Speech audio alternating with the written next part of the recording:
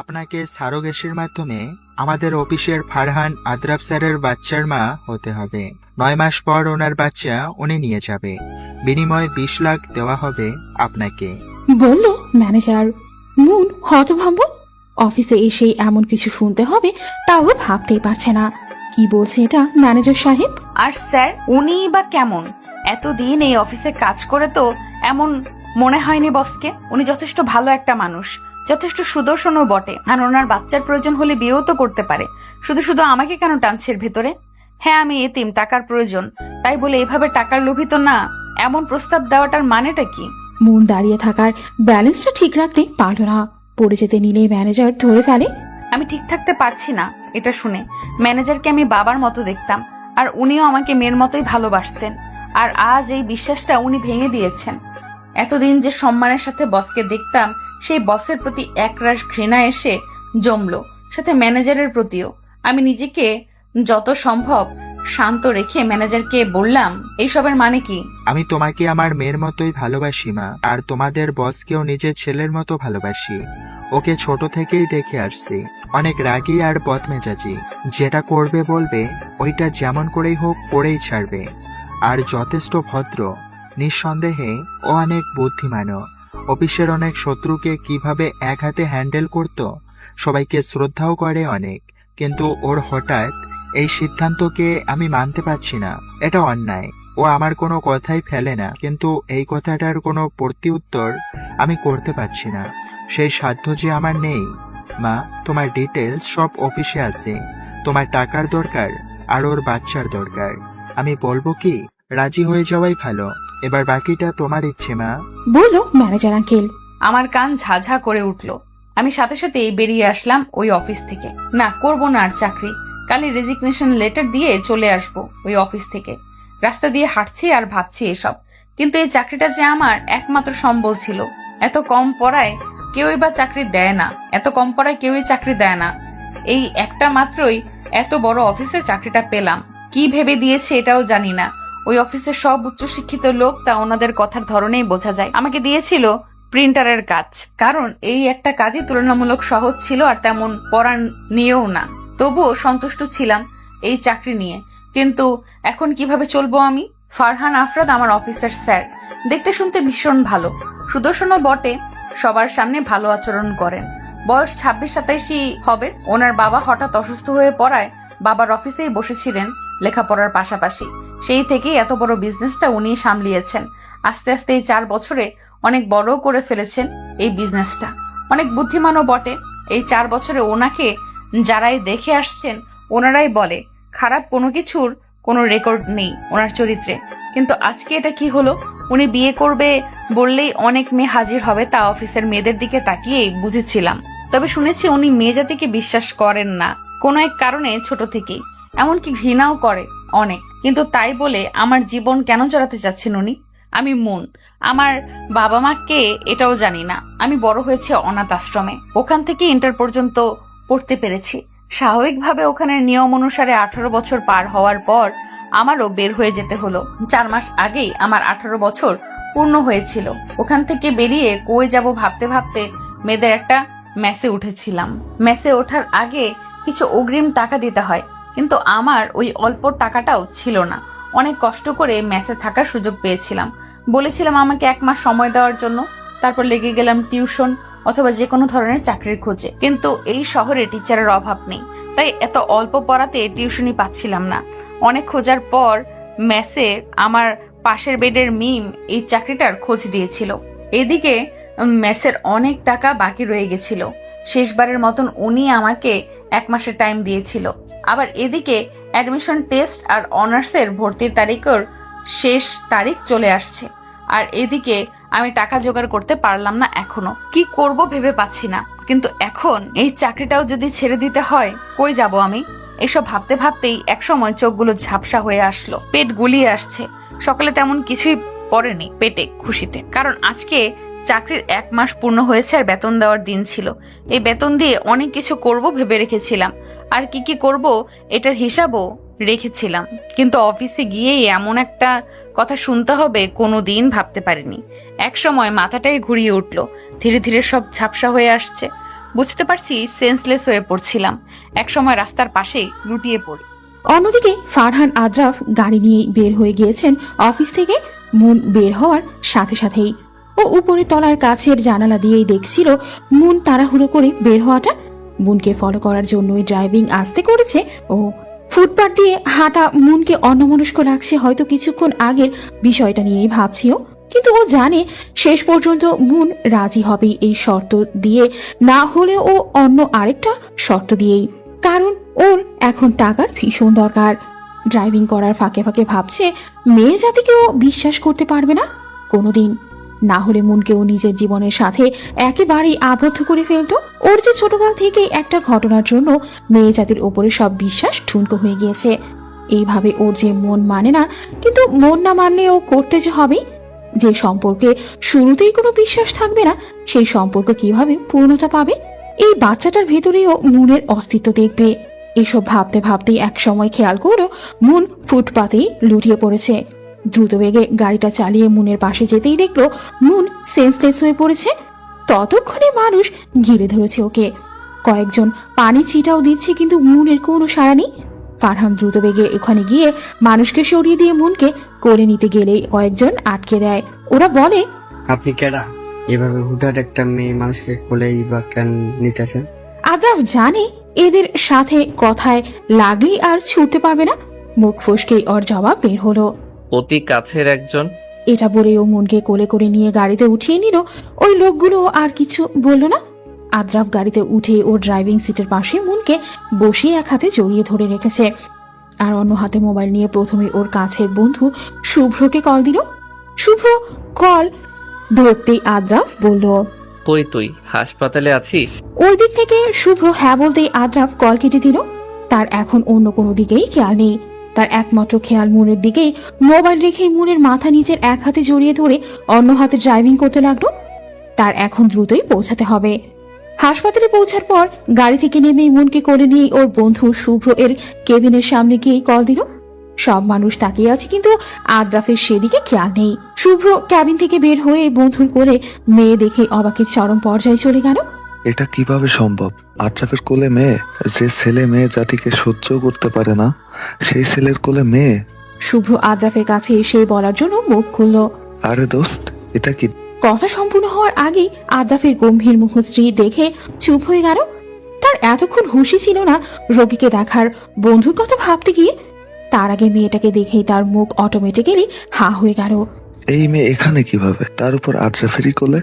ওই দিন আশরাফের সাথে গাড়িতে করে যাওয়ার সময় তো দেখেছিলাম, জ্যামে পড়ে গাড়িতে বিরক্ত অবস্থায় রাস্তায় চোখ দিয়েছিলাম, আর তখনই মেয়েটা রাস্তার মাঝখান দিয়ে এক বৃদ্ধ মহিলাটাকে রাস্তা পার করে দিচ্ছিল। এরপর পরই জ্যাম ছুটে গিয়েছিল, কিন্তু আশরাফ ড্রাইভিং না করে রাস্তার দিকে তাকিয়ে অন্যমনস্ক হয়ে গিয়েছিল। আমি ধাক্কা দিতেই ও সম্বিত ফিরে পেয়েছিল। তারপর আবার পিছন দিকে তাকিয়ে কিছু একটা দেখার চেষ্টা করেছিল। ওকে অগোছালাও লেগেছে সেই কিছুক্ষণ সময়ে। এরপর পরই গাড়ি স্টার্ট দিয়েছিল। শুভ্র এত কিছু না ভেবে আগে মেয়েটাকে দেখতে লাগলো, কারণ আরেকটু হলে আদ্রাফ ওকে চিবিয়ে খাবে। বলল শুভ্র, আরে তেমন কিছুই না, অতিরিক্ত টেনশন আর স্ট্রেস নেওয়ার জন্যই এমনটা হয়েছে, আর খাবারের অমনোযোগের জন্যই। ঠিক মতো খাবার খেলেই হবে, আর এখন আপাতত কিছু ওষুধ দিচ্ছি, এসব চলুক। আদ্রাফ যেন হাঁপ ছেড়ে বাসত। এতক্ষণ তো ও নিজের ভেতরে ভেতরে ঠিক থাকতে পারছিল না। আদ্রাফ যেন হাঁপ ছেড়ে বাসত। এতক্ষণ তো ও নিজের ভেতরে ভেতরে ঠিক থাকতে পারছিল না। আদ্রাফ মুনের পাশে বসে ওর এক হাত নিজের হাতে মুঠোয় নিল। কিছুক্ষণ তাকিয়ে থাকলো মুনের দিকেই। শুভ্রকে কিছু খাবার আনার ব্যবস্থা করতে বলল। শুভ্র তাই করলো। তার হাসপাতালের কর্মচারীকে অর্ডার দিয়ে আসলো, আর ততক্ষণে আদ্রাফও উঠে এলো।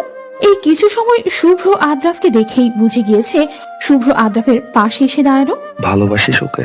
জানি না, বলে দিলেই তো হয়। আমার জীবনে কোনো নারীকেই জড়াবো না। এই কথার প্রতি উত্তরে কিছুই বলতে পারলো না শুভ্র, কারণ ও জানে আদ্রাফকে এখন যেভাবেই বোঝাক না কেন ও বুঝতে চাইবে না। আর কি বা বোঝাবে আদ্রাফকে? ও নিজেই তো জানে আদ্রাফের একটা কালো অতীত আছে, যে ট্রমাটা থেকে এখনো আদ্রাফ বের হতে পারেনি। মুন চোখ খুলেই হতবাক, কারণ ওর সামনে স্বয়ং আদ্রাফ দাঁড়িয়ে আছে। চারিদিকে তাকিয়ে বুঝতে পারলো এটা একটা হাসপাতাল। কিন্তু আমি হসপিটালেই বা কিভাবে আসলাম? আর আমার সামনেই বা ফারহান আদ্রাফ স্যার কেন আসবে? মুন এটা ওর স্বপ্ন মনে করে চোখ বন্ধ করে আবার খুলল। না, এটা তো ভ্রমের মতো মনে হচ্ছে না। না, হয়তোবা আমার চোখের ভুল হতে পারে। যেই ভাবা সেই কাজ, আমি বেড থেকে নেমেই সোজা ওয়াশরুমে ঢুকে গেলাম। এদিকে আদ্রাফ হতভম্ব। এই মেয়ে কি পাগল নাকি? সেন্স ফিরেই পাগলের মতো করছে। এখন আবার দৌড়ে ওয়াশরুমেই বা কেন গেল? আমি ওয়াশরুম থেকে বেরিয়েই আধা বালতি পানি মেরে দিলাম ফারহান আদ্রাফ স্যারের গায়ে। What nonsense! আদ্রাফ রেগে চোখ মুখ লাল করে চিৎকার দিল। ইয়া আল্লাহ, তার মানে এটা স্বপ্ন নয়? কি করলাম এটা? নিজের মাথায় নিজেরই বাড়ি মারতে ইচ্ছে করছে এখন। আদ্রাফ মুনকে বিড়বিড় করতে দেখে আরেকটা জোরে ডাক দিল, আর এতেই মনের কাঁপাকাঁপি শুরু হয়ে গেল। স্যার, আম এক্সট্রিমলি সরি, আমি আসলে বুঝতে পারিনি। আদ্রাফ আর কিছু না বলে দাঁতে দাঁত চেপে নিজের রাগ সংযত করে পাশের খাবারের প্যাকেটটা মুনের হাতে দিল। খাবার ঠিক মতো খাবে আর অতিরিক্ত টেনশন করবে না। এখন এই খাবারগুলো খেয়ে নাও চটজলদি। ওনার এই কেয়ারনেস দেখে হঠাৎ মাথায় আসলো আমি হসপিটালে কি করছি। এতক্ষণ এইসবের কারণে খেয়ালই ছিল না। আর এই ডাক্তারই বা কেন আসলো? আর সকালের ম্যানেজার আঙ্কেলের কথাগুলো কেমনে ভুলে গেলাম আমি? ইয়া আল্লাহ মাবুদ, সকালের কথাগুলো ভাবতেই আমি বিস্ফোরণ চোখে আদ্রাফের দিকে তাকালাম আর পাশের ছোট টেবিল থেকে ফল কাটার ছুরিটা নিলাম। এই, আপনি আমাকে স্যারোগেশন করাতে এনেছেন তাই না? এর জন্যই এত কেয়ারনেস আমার প্রতি? আমি তো এতক্ষণে ভুলেই গেছিলাম সকালের কথাগুলো। খবরদার এক পাও আমার দিকে এগোলে আপনি আমার অফিসের বস, এটা ভুলে যাব। এই ছুরিটা দিয়ে জবাই করে মেরে ফেলবো একদম। ওইটা ফল কাটার ছুরি, ওইটা দিয়ে জবাই করতে পারবে না তুমি। ছুরি দিয়ে সর্বোচ্চ হাত কাটা যায়, জবাই না। এতদিনে এটাও শিখলে না স্ট্রেন্স? আমি বাচ্চা ভেবেছি তোমাকে, কিন্তু তুমি দেখছি আমার ভাবনার চাইতে বেশি বাচ্চা তুমি মন। ততক্ষণে শুভ্র ক্যাবিনে ঢুকলো আবার। যেটা কাটা যাক ওটাই কেটে দিব। আর এই ডাক্তার এখানে কেন? আমি কিন্তু এখন চিৎকার করব বলে দিলাম, আর নয়তো দুজনকে একসাথে খুন করে ফেলবো। এটা শুনে শুভ্র প্যাট ধরে জোরে জোরে হাসতে শুরু করলো। ওর হাসি দেখে মনের বোকা বোকা চাহনি। এখানে হাসির কি বললো মন? সিরিয়াস জিনিসেও হাসে। আদ্রাফ, দোস্ত, শেষ পর্যন্ত এই বাচ্চাটাকেই পেলি। শুভ্র হাসতে হাসতে আদ্রাফকে কথাগুলো বলতে আদ্রাফের দিকে তাকাতেই চুপ হয়ে গেল আদ্রাফের রাগী চেহারা দেখে। আর এদিকে মন তো তেলে বেগুনে জ্বলে উঠল বাচ্চা বলার কারণে। কিন্তু এখন চোখাটাই শ্রেয় মনে হতো। কোনো মতে এখান থেকে বের হতে পারলেই হলো। এখানেই থাকার ইচ্ছা আছে নাকি? চাইলে ব্যবস্থা করতে পারি। বাসায় যাওয়ার ইচ্ছে নেই? গম্ভীর পুরুষালী কণ্ঠস্বর কানে আসতেই মনের খেয়াল হলো ও একা একা দাঁড়িয়েই বিড়বিড় করছিল। আদ্রাফ শুভ্রকে বলে বেরিয়ে যেতেই মন এক নজর শুভ্রর দিকে রাগী চোখে তাকিয়ে বের হয়ে গেল। ডাক্তার হয়েও কোনো পাত্তা পাচ্ছি না, কে বলবে আমি ডাক্তার? শুভ্র আপন মনে বিড়বিড় করে বলে উঠল। মন গেট দিয়ে বের হতেই দেখে আদ্রাফ স্যার গাড়িতে হেলান দিয়ে দাঁড়িয়ে আছে। বোধহয় মনেরই অপেক্ষায় মন আদ্রাফকে না দেখার ভান করে রিক্সা ডাকতে লাগলো।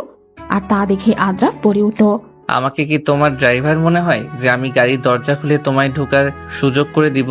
আমার সাথে আপনার শুধুমাত্র এমনি স্বাভাবিক কর্মচারীর সম্পর্ক, এর বাইরে কিছুই নেই। আপনি কি সব কর্মচারীদের এইভাবে গাড়িতে করে বাসায় পৌঁছে দেন? যদি দেন তাহলে উঠবো, আর না হলে আলগা পিরিত দেখাতে আসবেন না। এই বলেই মন রিক্সায় উঠে গেল। যাক বাবা, এখন কিছুটা হলেও নিজেকে হালকা লাগছে ওই খচ্চরটাকে কিছু বলতে পেরে। আর এদিকে আদ্রাফের চোয়াল শক্ত হয়ে গেছে। আজ একদিনে এই মেয়েটার সাহস এতটাই বেড়ে গেছে। এতদিন তো এমন মনে হয়নি। যে মেয়ে চোখ তুলে তাকিয়ে কথা বলতে পারতো না, সেই মেয়ে এখন এই ফারহান আদ্রাফের সাথে তর্কে জড়ায়। মন রুমে ঢোকার সাথে সাথে পাশের বেড থেকে মিম বলে উঠল, কই ছিলে এতক্ষণ? এতবার কল দিয়েছিলাম, ধরিসনি। জানিসই তো এই সময়ে কাজে থাকি। জানার পরেও হঠাৎ এতবার কল কেন দিলি? হোস্টেলের দায়িত্বরত কুটনি মহিলাটা এসেছিল তোকে খোঁজার জন্য। বলেছে এইবারে আর সুযোগ দিবে না। আমাকে দিয়ে তোর মোবাইলে কল দিয়েছিল। তুই কল না ধরার কারণে রাগে মুটে বের হয়ে গিয়েছে। তুই আসলে দেখা করতে বলেছিল। কি করবি মন? আমারও তো এবার বাবা এখনো গ্রাম থেকে খরচ পাঠায়নি, আর টিউশনের বেতনও এখনো দেয়নি।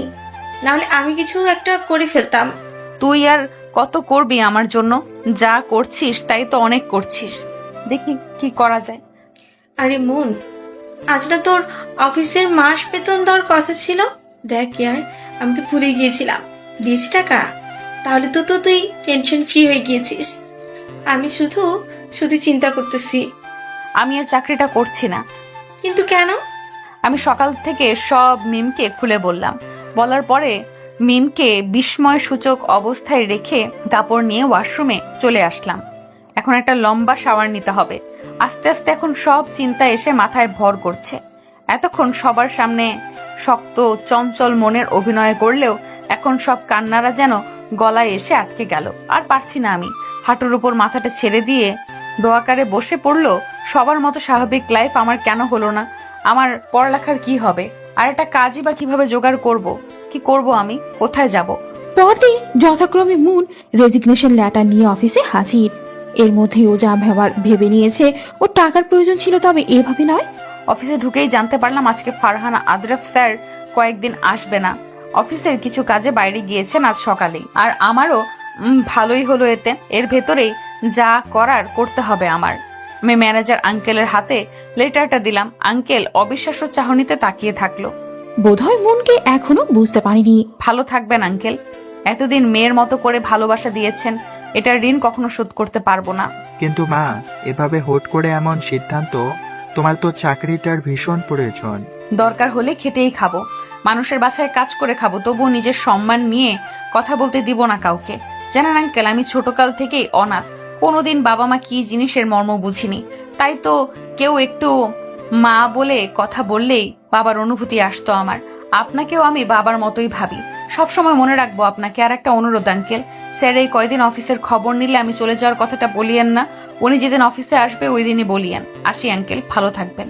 ম্যানেজার ছলো ছলো চোখে মুনের যাওয়া দেখে তাকলো, কিছুই বলতে পারলো না। আজকালকার ছেলে মেয়েরা তো বাবার উপরেই পুরোপুরি নির্ভরশীল। প্রতিদিন তাদের টাকা চাই। বন্ধুদের সাথে আজ এখানে যাবে, কাল ওখানে যাবে, বাবার টাকা দিয়ে সব ফুর্তি করবে। এত ছেলে মেয়েদের ভিড়ে মুনের মতো এমন মেয়ে পাওয়া আজকাল ভাগ্যের ব্যাপার। আমি রুমে এসে মিমের পাশে বসলাম। মিম ওর ব্যাগ গোছানোর পাশাপাশি আমারটাও গুছিয়ে রেখেছে। সত্যি এই মেয়েটা না থাকলে আমার যে কি হতো। আমি ভাগ্যবতী এমন একটা মেয়েকে পেয়ে। কাল রাতে মিম পুরোপুরি ভেবে আমাকে বলেছিল ওর সাথে চট্টগ্রাম চলে যেতে, কারণ এখানে থাকলে যে কোনোভাবে আমি আদ্রেফের মুখোমুখি পড়বই।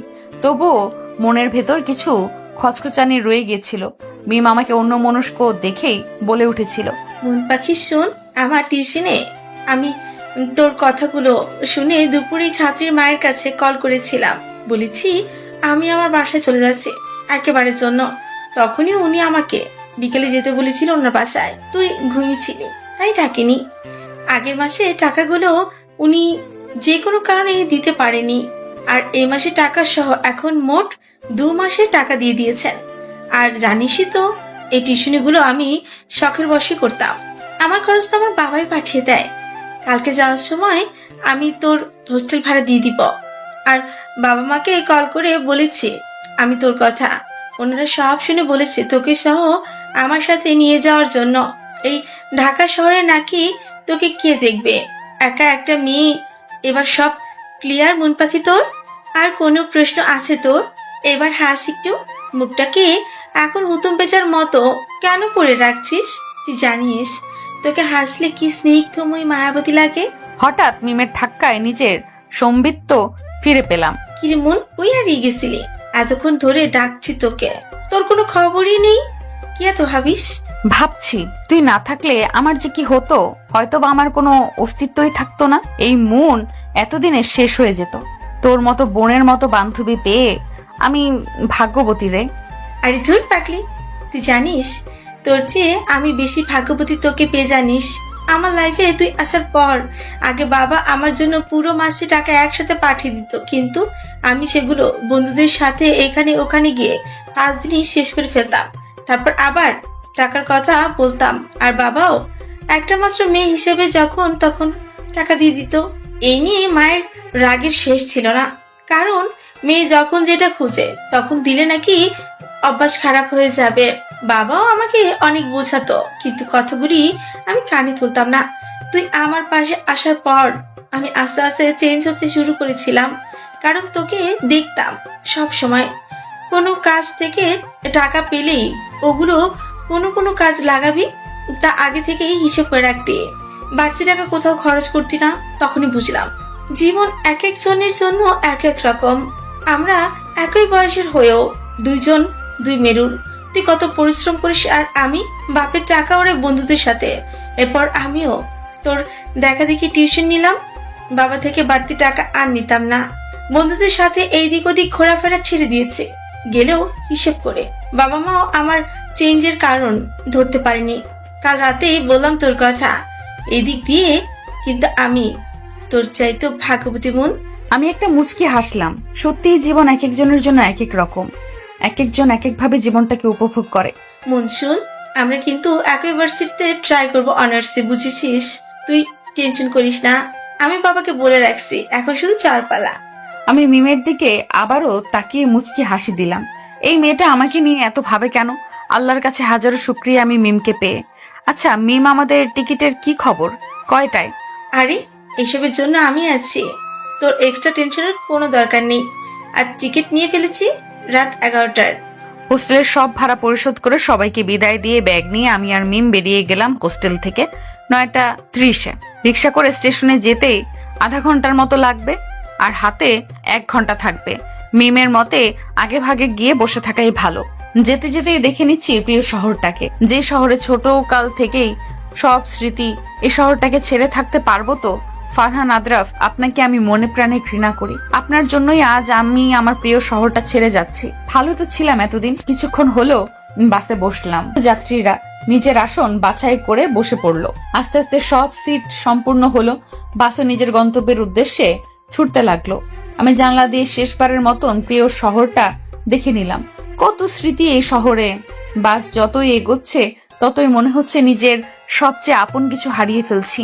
নিজের অজান্তে চোখ দিয়ে পানি গড়িয়ে পড়লো। আমার জীবনটা এমন কেন হলো? বাকি জার্নিটা এভাবে করতে পারবো না, কারণ আমার বাসে এভাবে লং জার্নির অভ্যাস নেই।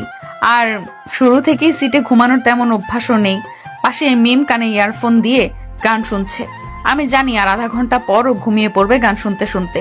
এরপর ওকে পাওয়াই যাবে না। ব্যাগ থেকে একটা গল্পের বই বের করলাম। ওইটা দিয়েই আপাতত এই লং জার্নির বিরক্তি কিছুটা হলেও ঘুচবে। চট্টগ্রামে গিয়ে পৌঁছাতে পৌঁছাতে প্রায় সকাল হয়ে আসে। বাস স্টেশনে ওদের নিতে এসেছেন মিমের বাবা। মিম বাস থেকে নামার সাথে সাথেই তার বাবাকে দেখে দৌড়ে গিয়ে বাবাকে জড়িয়ে ধরলো। আর ওর বাবাও এতদিন পর নিজের আদরের দুলালিকে দেখে পরম মমতায় মাথায় হাত বুলিয়ে দিচ্ছে।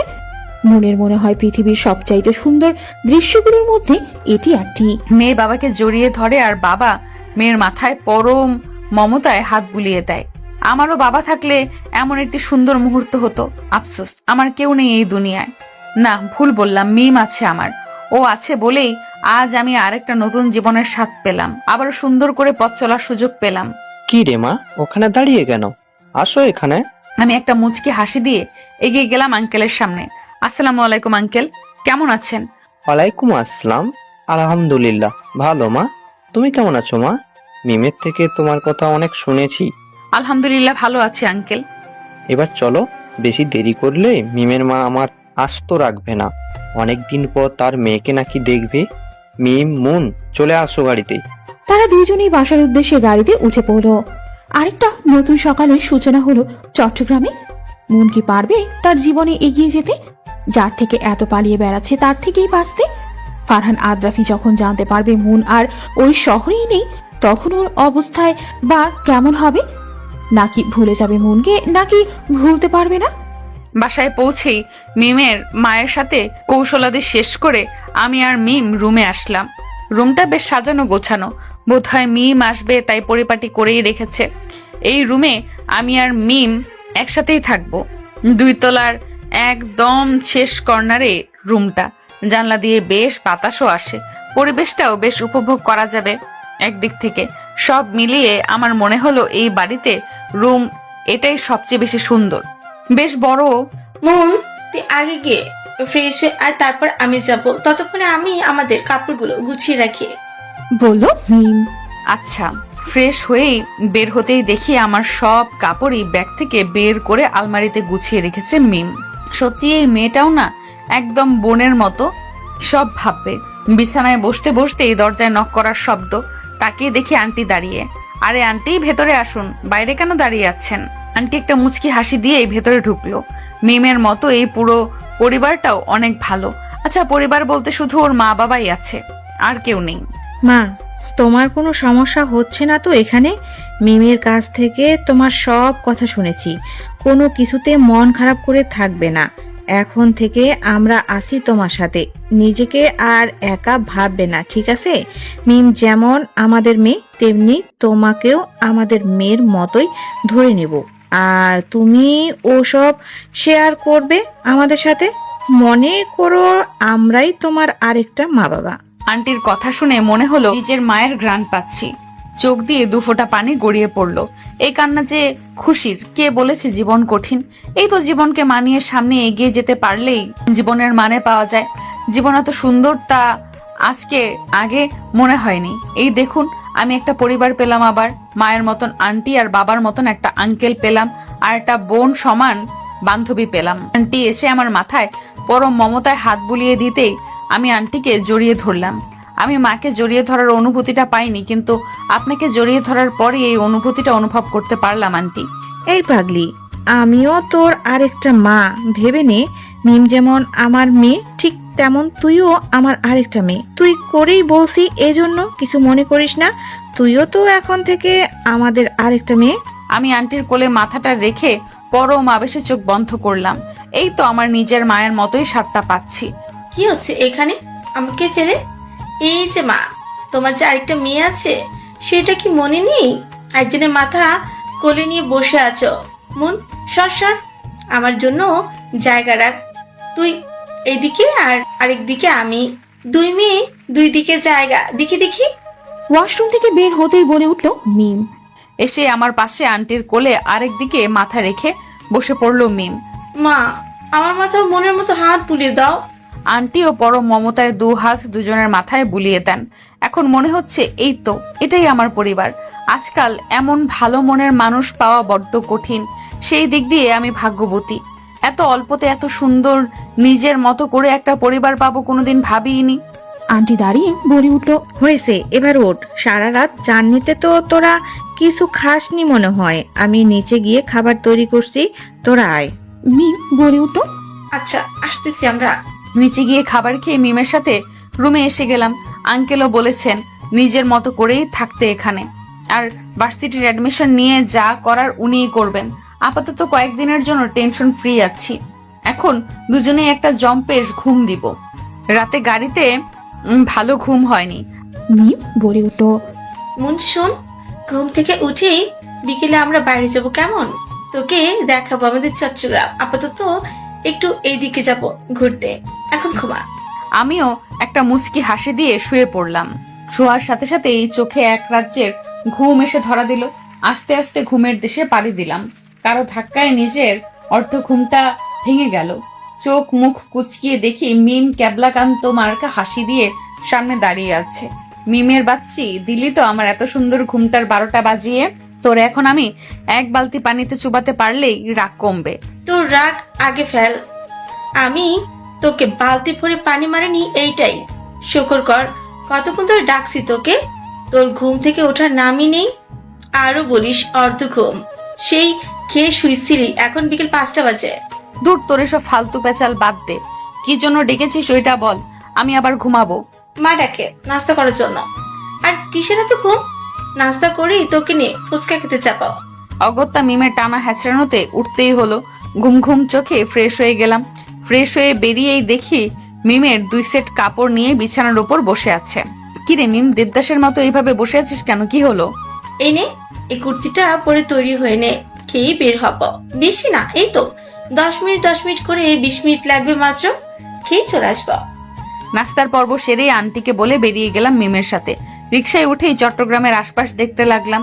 এক অন্যরকম শহর। আর মিম যেখানে আনলো ওই জায়গাটা একদম নিরিবিলি। চারদিকেই গাছপালা, প্রতি গাছের নিচেই কয়েকজন মিলে মিলে একটা আড্ডাখানা। জায়গাটাতে প্রকৃতির ছোঁয়া। চারদিক থেকে সব সময় বাতাস। বোঝাই যাচ্ছে এখানকার মানুষদের এই জায়গাটা ভীষণ প্রিয়। কেউ কেউ একলা বসে প্রকৃতিটা অনুভব করছে, আর কেউ কেউ 2-4 জন বন্ধু নিয়ে আড্ডা দিতে উপভোগ করছে। এর ভেতর আবার ফুচকা ঝালমুড়িও বসে। সব মিলিয়ে জায়গাটা অনেক সুন্দর।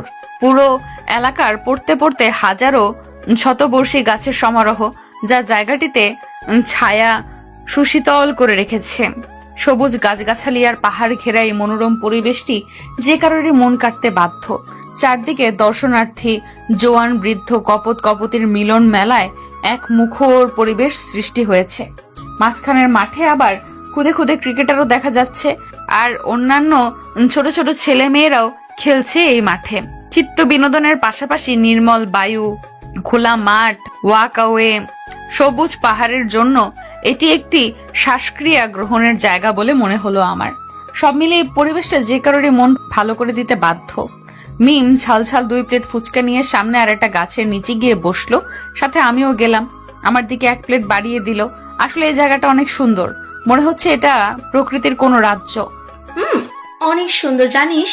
ঢাকা যাওয়ার আগে আমি এখানে সবসময় আসতাম, মন খারাপ হলেই চলে আসতাম।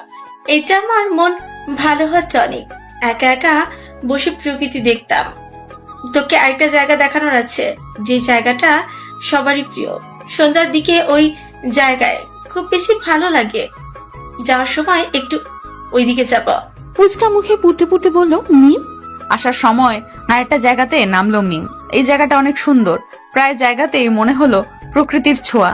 মিম গিয়েই রেলিং এ পা দুলিয়ে বসে পড়লো, সাথে আমাকেও ডাকলো। আমিও গিয়ে বসে পড়লাম। জানিস মন, আমার মন ভালো করার আরেকটা জায়গা হচ্ছে এটা। এখানে রেলিং এ বসে পা ঝুলিয়ে বসে থাকার মতো মজাই আলাদা। সন্ধ্যা কিংবা বিকেলের নেভালের ওয়েদারটা না আরো বেশি জোস। যেমন কি এখন চুপচাপ বসে সামনের দিকে তাকিয়ে থাক, আসলে কত সুন্দর এক অনুভূতি। আমিও মুচকি হাসি দিয়ে সামনের দিকে তাকালাম। বুঝতে পারছি না চট্টগ্রাম সুন্দর নাকি এই জায়গাগুলো সুন্দর। রাতে ফ্রেশ হয়ে খাবার সেরে দুজনেই বিছানায় শুইলাম। বলল মিম। তো বল, কেমন কাটলো আমাদের চট্টগ্রামের প্রথম দিন? অনেক ভালো, মনে হলো অনেকদিন পর শান্তির ঘুম ঘুমাবো। এইভাবেই কেটে গেল 3 দিন। এই 3টা দিন আমার জীবনের সেরা দিন মনে হলো। চট্টগ্রামে আসার পর মনে হচ্ছে আমার মতো সুখী আর কেউ নেই। 2 দিন পর নতুন ভার্সিটিতে যাব। আঙ্কেল সব ব্যবস্থা করে ফেলেছেন, এখন শুধু যাওয়ার পালা। মন কি পারবে তার জীবনের সব ভুলে সামনে এগিয়ে যেতে? আর আদ্রাফি বা অফিসে এসে মনকে না দেখলে কেমনে করবে? খুঁজে কি বের করতে পারবে? এই ঢাকা থেকে চট্টগ্রাম এত দূরে পথ পাড়ি দিয়ে কি জানতে পারবে? কেটে গেল 5-5টা দিন। একদিকে মনের মনে হলো তার জীবনের সবচেয়ে খুশির দিনের দেখা পেয়েছে সে, অন্যদিকে আদ্রাফের আজ খুশির দিন। এতদিন অনেক কষ্ট করে নিজেকে ওখানে মানিয়েছিল সে, এই 5 দিন ওর মনে হয়েছিল কয়েকশো দিনের মতো। এতদিন কেউ একজনের শূন্যতা অনুভব করছিল, আজ মনে হলো অনেক দিনের অপেক্ষার অবসান। অফিসে ঢুকেই ম্যানেজারের থেকে আগে অফিসের সব খবরাখবর নিল, তারপরে নিজের কেবিনের দিকে হাঁটা ধরল। ওর ক্যাবিন মুনের কাজের জায়গাটা পার করেই যেতে হতো।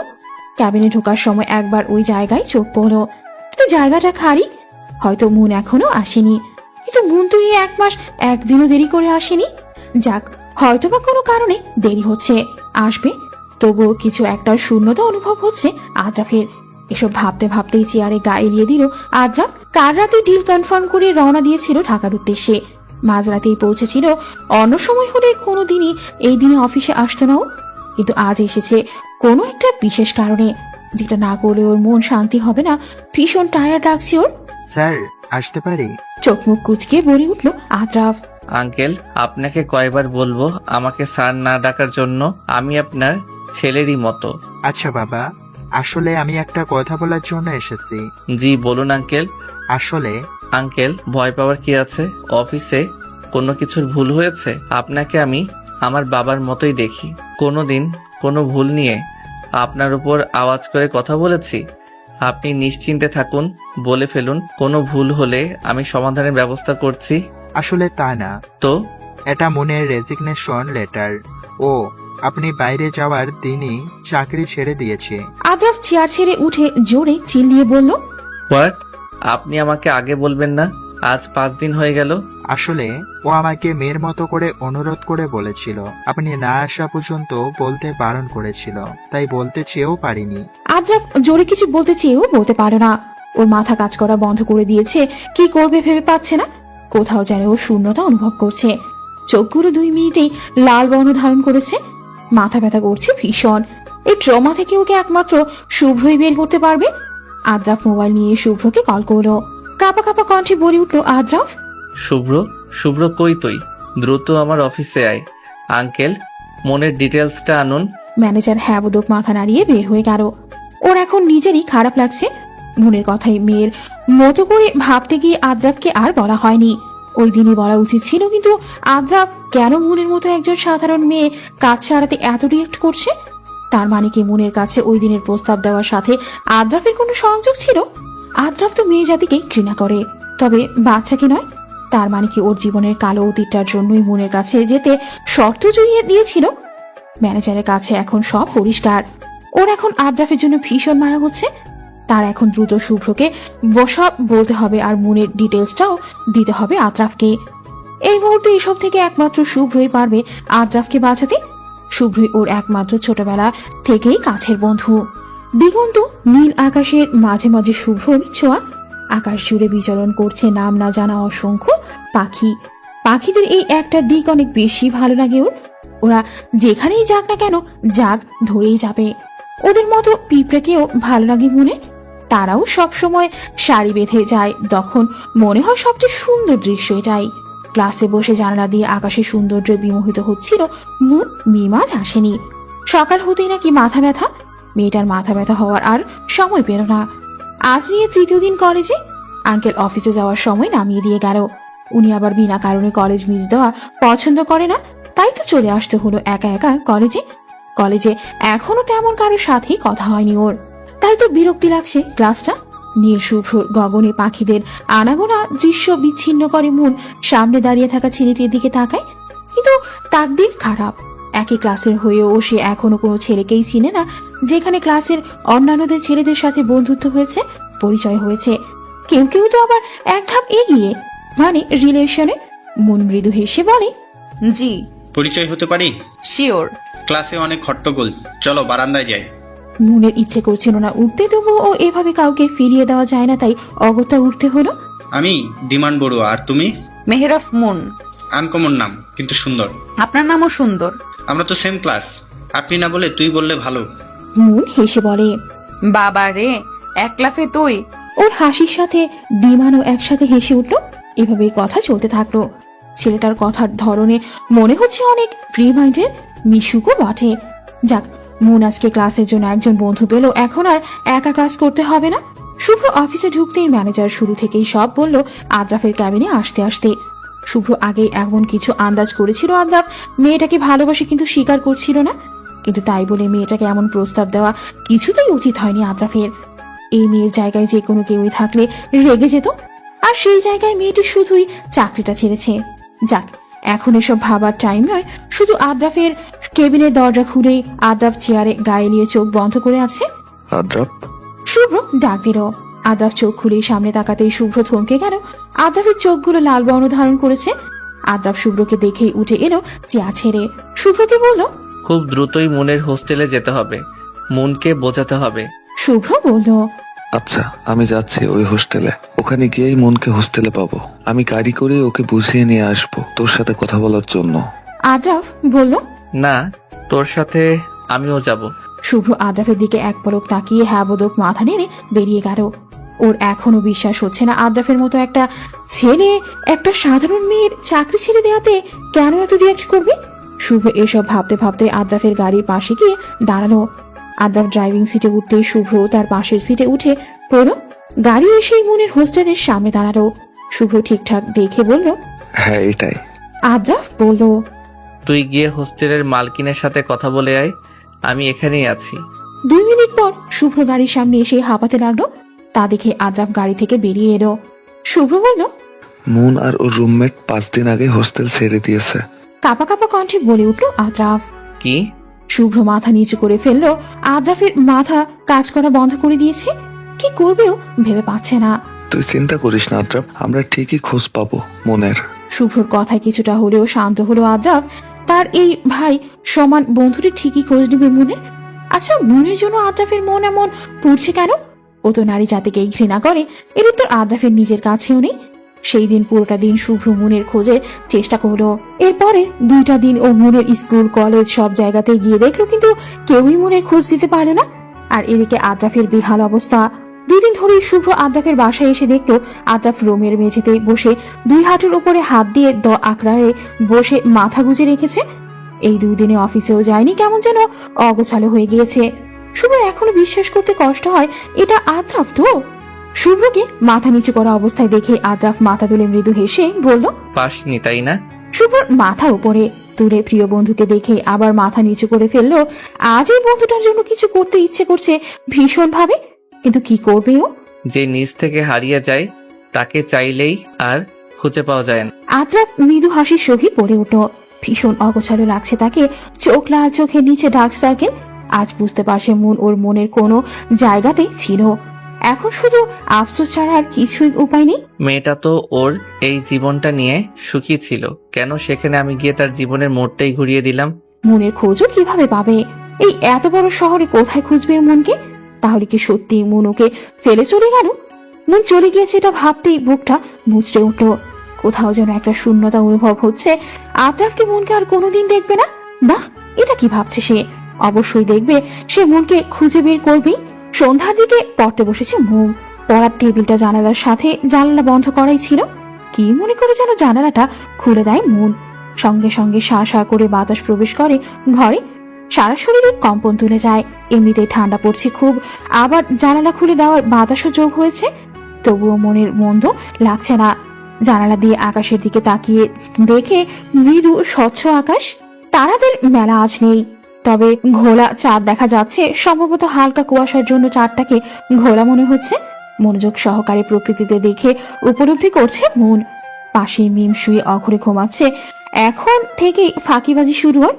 মিমের থেকে চোখ সরিয়ে আবারও আকাশের দিকে মনোযোগ দিল মন। মুহূর্তেই একরাশ বিষণ্ণতা এসে ঘিরে ধরল। আগের জীবনের কথা মনে পড়ে যায়।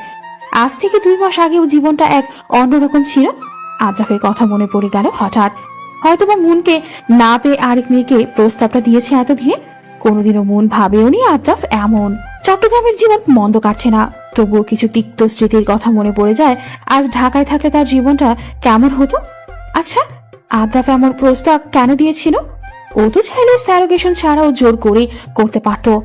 আর তো যে কোনো মেয়েকেই এই প্রস্তাবটার জন্য মনকেই বা কেন পছন্দ করলো? আদ্রাফ কি কোনোভাবেই মেয়েদের সংস্পর্শে আসতে চাইতো না? আর ম্যানেজার থেকেই শুনেছি ওর জীবনে কোনো একটা বিষাক্ত অতীত ছিল। তার মানে কি ওই অতীতটা নারী জাতি নিয়েই ছিল? তার কাছে এখন পানির মতো সব পরিষ্কার, শুধু অতীতটাই অজানা। তবুও কোনো অচেনা মেয়েকে এমন একটা প্রস্তাব দেওয়া মোটেও সম্মানজনক নয়। তাও যদি মনের মতো এতিম মেয়েকে। ও কি জানতো না মনের এই ঢাকা শহরে চলার মতো কিছুই ছিল না? আচ্ছা, আমি কেন ওনার কথা এত ভাবছি? হয়তো মনের ভেতরেই কিছু লুকিয়ে ছিল, যেটা প্রকাশ পাওয়ার আগেই সব কিছু ওলটপালট করে দিয়েছে ওই মানুষটা। না না, এটা আমি কি ভাবছি? ওই মানুষটার জন্য আমার মনে কিছুই ছিল না। ওনাকে আমি শুধুই ঘৃণা করি। তবুও একটু উপদেশ তো দেওয়াই যায় মানুষটাকে। হয়তো বা মানবে না, তবুও বলতে তো কোনো দ্বিধা নেই, যাতে করে অন্য কোনো মেয়েকে যেন আর এমন প্রস্তাব না দেয়। আমি কালই একটা চিঠি পাঠাবো। আপনি বিড়বিড় করে উঠল মন। কিন্তু মন তো এটা জানে না তার অনুপস্থিতিতে আদ্রাফ অন্য কোনো মেয়েকে নয়, বরং মনকে দিয়েই ভাবতে ভাবতে তিলে তিলে শেষ হচ্ছে। আন্টি রুমে ঢুকতে ঢুকতেই বলে উঠল, কি রে, কি ভাবছিস এত? সেই কখন থেকেই নিচ থেকে ডাকছি রাতের খাবার খাওয়ার জন্য, তোদের দুজনের কোনো সাড়া নেই, তাই তো রুমে আসলাম। আর এই মেয়েটাও না সেরা ফাঁকিবাজ। পড়ার সময়ই ওর যত ঘুম সব আসবে। আর জানালা খুলছিস যে, ঠান্ডা ধরবে, বন্ধ করে ফেল। মিমকে ডেকে নিয়ে আয় নিচে। তোর আঙ্কেল তোদের সাথে খাবে বলে সে কখন থেকে বসে আছে। আমি মিমকে নিয়ে আসছি, তুমি যাও, আমি বললাম। আয় দ্রুত। বলে আন্টি বেরিয়ে গেলেন। মন জানালাটা বন্ধ করে মিমকে ডেকে নিয়ে নিচে চলে গেল। সারাদিন যতই হাসি খুশি থাকুক না কেন, রাত হলেই সব মনে পড়বে। যতই ভুলতে চায় ততই সামনে আসবে সব। রাত হলেই অতীতটা তাকে ঘিরে ধরে। তবুও সবার সামনে শক্ত মনের হয়ে থাকে মন। যেন সব ভুলে গিয়েছে অতি তাড়াতাড়ি। অন্তত আর কারোর সামনে না হোক, এই মানুষগুলোর সামনে সব ভুলে থাকতে হবে মনের। কারণ এদের কাছে যে মন ভীষণ ভাবে ঋণী। আদ্রাফ মাথা ধরে দুলো দুলো পায়ে হেঁটে অফিসে প্রবেশ করলো। ম্যানেজার দেখে ধরার জন্য এগিয়ে আসতে আদ্রাফ হাত দিয়ে ইশারা বলল, ও ঠিক আছে। আদ্রাফ ক্যাবিনে প্রবেশ করার সময় মনের কাজের জায়গাটা চোখে পড়ে। মনের জায়গায় এখন অন্য কেউ বসা। ওই জায়গায় বসে কতবারই মনকে কাজ করতে দেখেছে। মজার ব্যাপার হলো, একটা সময় মন নিজেই আদ্রাফকে লুকিয়ে দেখতো। আদ্রাফ তাকালেই চোখ সরিয়ে নিত। সেই সময়টা আর এখনকার মধ্যে বিস্তর ফারাক। সেই চঞ্চল্য স্নিগ্ধ মুখ এখন হঠাৎ শুধু চোখের সামনেই ভাসে। বাস্তবে এখন আর দৃশ্যমান হয় না। বুক চিরে একটা দীর্ঘশ্বাস বেরিয়ে আসে আদ্রাফের। মন চলে যাওয়ার আগে এতটা খারাপ কখনোই লাগেনি আদ্রাফের, যতটা আজ এখন লাগছে। আদ্রাফ ক্যাবিনে প্রবেশ করেই চেয়ারে মাথা ধরে বসে পড়ল। সবকিছুই এখন স্বাভাবিক, শুধু স্বাভাবিক নয় আদ্রাফ, সবাই সবকিছু ভুলে গেলেও আদ্রাফ ভোলেনি। এই 2 মাস অফিস শেষে রাত পর্যন্ত ঢাকার কম বেশি সব জায়গায় ঘুরিয়ে দেখেছে আদ্রাফ। হয়তো ভুল হলেও মনকে একটু দেখবে এই আশায়, কিন্তু কোনো জায়গায় মনের দেখা পেল না। ঢাকার ক্ষুদ্র ক্ষুদ্র জায়গাগুলোরও আনাচে কানাচে খুঁজে চলেছিল আদ্রাফ মনকে। প্রতি জায়গায় গিয়ে মনের ছবি দেখিয়েছিল, কিন্তু কেউই মনের খবর দিতে পারেনি। কোথায় হারিয়ে গেল মেয়েটা? এক মুহূর্তের জন্য মনে হলো সবকিছু ছেড়ে ছুড়ে মনের কাছে চলে যেতে। চোখ বন্ধ করে মনের মুখ ভেসে ওঠে। সারা দিন রাত এখন শুধু বিষণ্ণতায় লাগে, হতাশায় ঘিরে ধরেছে আদ্রাফকে। সবকিছু এখন বিষাদ লাগে, প্রচন্ড বিষাদ। এক কর্মচারী দরজা নক করেই বলে উঠল, স্যার আসতে পারি? আদ্রাফ চেয়ারে মাথা এড়িয়ে চোখ বন্ধ করেই ছিল। কর্মচারীর ডাকে চোখ খুলে হাতের ইশারায় ডাকলো। কর্মচারী বলল, স্যার আপনার নামে একটা চিঠি এসেছে। চিঠি? আমার নামে অফিসে কে চিঠি দিবে? সামনাসামনি তো বলতে পারে। প্রেরককে? স্যার প্রেরকের নাম ঠিকানা কিছুই উল্লেখ নেই, শুধু আপনার নামটা আর অফিসের অ্যাড্রেসটাই দেওয়া। আচ্ছা, টেবিলের উপর রেখে যাও। ছেলেটি হ্যাবোদক মাথা নাড়িয়ে চিঠি আদ্রাফের সামনে রেখে বেরিয়ে গেল। আদ্রাফ চিঠিটা হাতে তুলে নিল। নীল মলাটের একটা খাম, কে দিবে এমন চিঠি? নিজের নাম ঠিকানা না দিয়ে আদ্রাফ চিঠিটা খুলেই পড়তে শুরু করলো। আসসালামু আলাইকুম, কেমন আছেন ফারহান আদ্রাফ স্যার? আশা করি ভালোই আছেন। কিছু কথা বলার জন্যই আপনাকে চিঠিটা লেখা। হয়তোবা চিঠি খোলার আগে চেনেননি, কিন্তু এই 2 লাইন পড়েই চিনে ফেলেছেন চিঠিদাতা কে হতে পারে। আচ্ছা, তবুও পরিচয় দিয়ে দিচ্ছি। আমি মুন, আপনার অফিসে 1 মাস চাকরি করেছিলাম। মনে আছে আপনার? হয়তোবা মনে পড়েছে। জানেন, আমার আপনজন বলতে কেউই ছিল না এই পৃথিবীতে। আপনার প্রস্তাবটা শোনার পর এক মুহূর্তের জন্য মনে হয়েছিল মারা যাই, কারণ বেঁচে থাকলে ওই শহরে আপনার থেকে লুকিয়ে থাকতে পারতাম না। চাকরির খোঁজে বের হতেই হতো আমার। তবু ওই সময়ে আমার জীবনে একটা মানুষ ছিল, তার জন্যই আজ আমার আরেকটা নতুন সকালের সূচনা হয়েছিল। আপনি কি মনে করেছিলেন টাকার জন্য সবাই সবকিছু করতে পারে? এটা আপনার ভুল ধারণা। সবাই এক নয়। আপনার এই অশালীন প্রস্তাবটা শুনে আমার ভীষণ রাগ হয়েছিল সেদিন। এটা যে কোনো মেয়ের জন্যই অসম্মানজনক। একটা মেয়ে সমাজে ভালোভাবে বাস করলেও তার থেকে কোনো না কোনো দিকে কথা শুনতেই হয়। নারীদের ভালোভাবে কোনো স্বাধীনতা নেই। কোনো মেয়ে পড়ালেখা শেষ করে বিয়ে করতে গেলেও দোষ।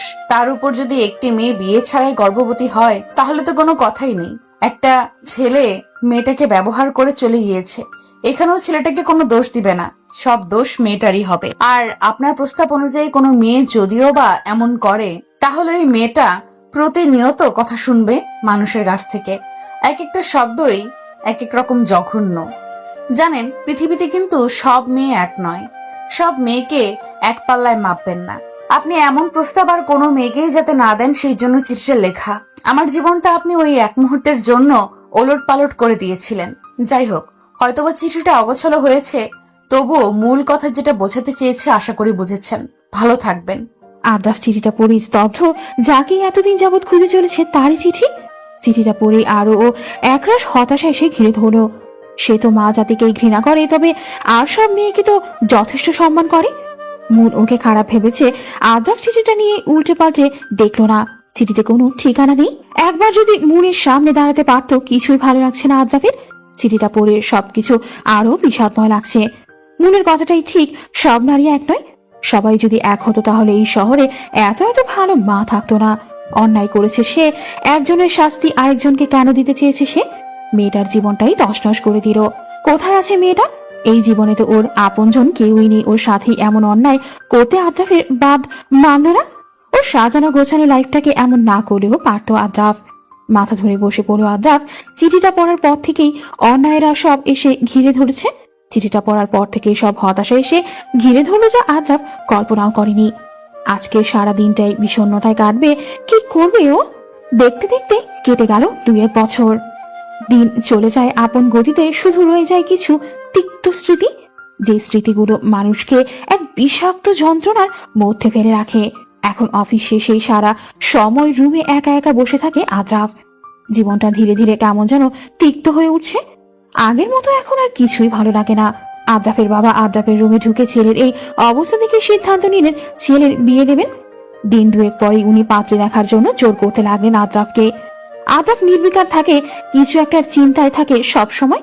বাবাকে উত্তর দেয়, বিয়ের কথা বলো না বাবা, আমার ইচ্ছে নেই। এভাবে একা কতদিন থাকবি?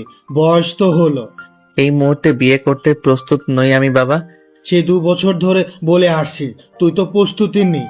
প্রস্তুতিটা কবে হবে, কখন? বাবা এসব শুনতে আমার ভালো লাগছে না। বিয়ে কর, নতুন বউকে নিয়ে দেশ বিদেশে ঘুরে বেড়াবি, ভালো লাগবে। বাবা প্লিজ, আমি ঘুমাবো। ছেলের রুম থেকে হতাশ মুখে বেরিয়ে গেল আদ্রাফের বাবা। আদ্রাফ রুম অন্ধকার করে বসে রইল। সন্ধ্যার পর একটু গিটার নিয়ে বসে, হয়তো গিটারের সুরে কেউ একজনকে খুঁজে চলে। একাকিত্বরা চারিদিক থেকে এসে চেপে ধরে আদ্রাফকে। জীবনটা তিক্ত হয়ে উঠেছে দিন দিন। অফিস বাড়ি এসবে বিরক্ত এসে গেছে, আর ভালো লাগে না। সবকিছু ছেড়ে ছুড়ে কোথাও যেন চলে যেতে ইচ্ছে করে। কোনো একটা অপরাধ বোধ জেগে ওঠে। এই অপরাধ বোধ কিসের নিজেকে প্রশ্ন করতেই মনের মুখ ভেসে ওঠে চোখের সামনে। একটা নিষ্পাপ এতিম মেয়ে, নিজের আপন জায়গা হারা আদ্রাফের জন্য। কত সুন্দর হাসি খুশি ছিল মেয়েটা। ওর জীবন এক মুহূর্তের মধ্যে ওলট পালট করে দিয়েছিল আদ্রাফ। ভেতরটা দগ্ধ হচ্ছে পুরনো যন্ত্রণায়। তার উত্তাপ ছড়িয়ে পড়ছে চারদিকে। নিজের ভুলের জন্যই নিজেকে ধিক্কার জানতে ইচ্ছে করছে। সময় ঠিক সময় তার প্রতিশোধ নিয়ে নেয়, যেমন এখন নিজে নিজেই উঠতে হচ্ছে। আজকাল ঘুমের ঘরে মনের মুখচ্ছবি ভেসে ওঠে। মেয়েটা কোথায় আছে কে জানে। কি নিষ্পাপ পবিত্র মুখ ছিল মেয়েটার, কত চঞ্চল মিষ্টি ছিল। অথচ মেয়েটার সবকিছু ওলট পালট করে দিয়েছে আদ্রাফ। ভাবতেই নিজেকে কেমন যেন স্বার্থপর মনে হয়। মনের সাথে একবার দেখা করা দরকার। হয়তো এখন আর একা নেই, ওর জীবনে অন্য কেউ এসে গেছে। অন্য কেউ এসে গেছে, এটা ভাবতেই বুকটা বুঝতে উঠলো আদ্রাফের। যদি এটা সত্যি হয় ও, তাহলেও আদ্রাফ কিভাবে থাকবে ওকে ছাড়া? তবুও এটাই হয়তো আদ্রাফের শাস্তি হবে। মুনের জীবন এখানে ভালোই চলে। 1 বছর আগে ও পড়াশোনার পাশাপাশি একটা পার্ট টাইম জব নিয়েছিল। ওইটা দিয়ে এখনো ওর পড়াশোনায় চালিয়ে নেয়। অবশ্য আঙ্কেল আন্টিদের অনেক আপত্তি এটা নিয়ে।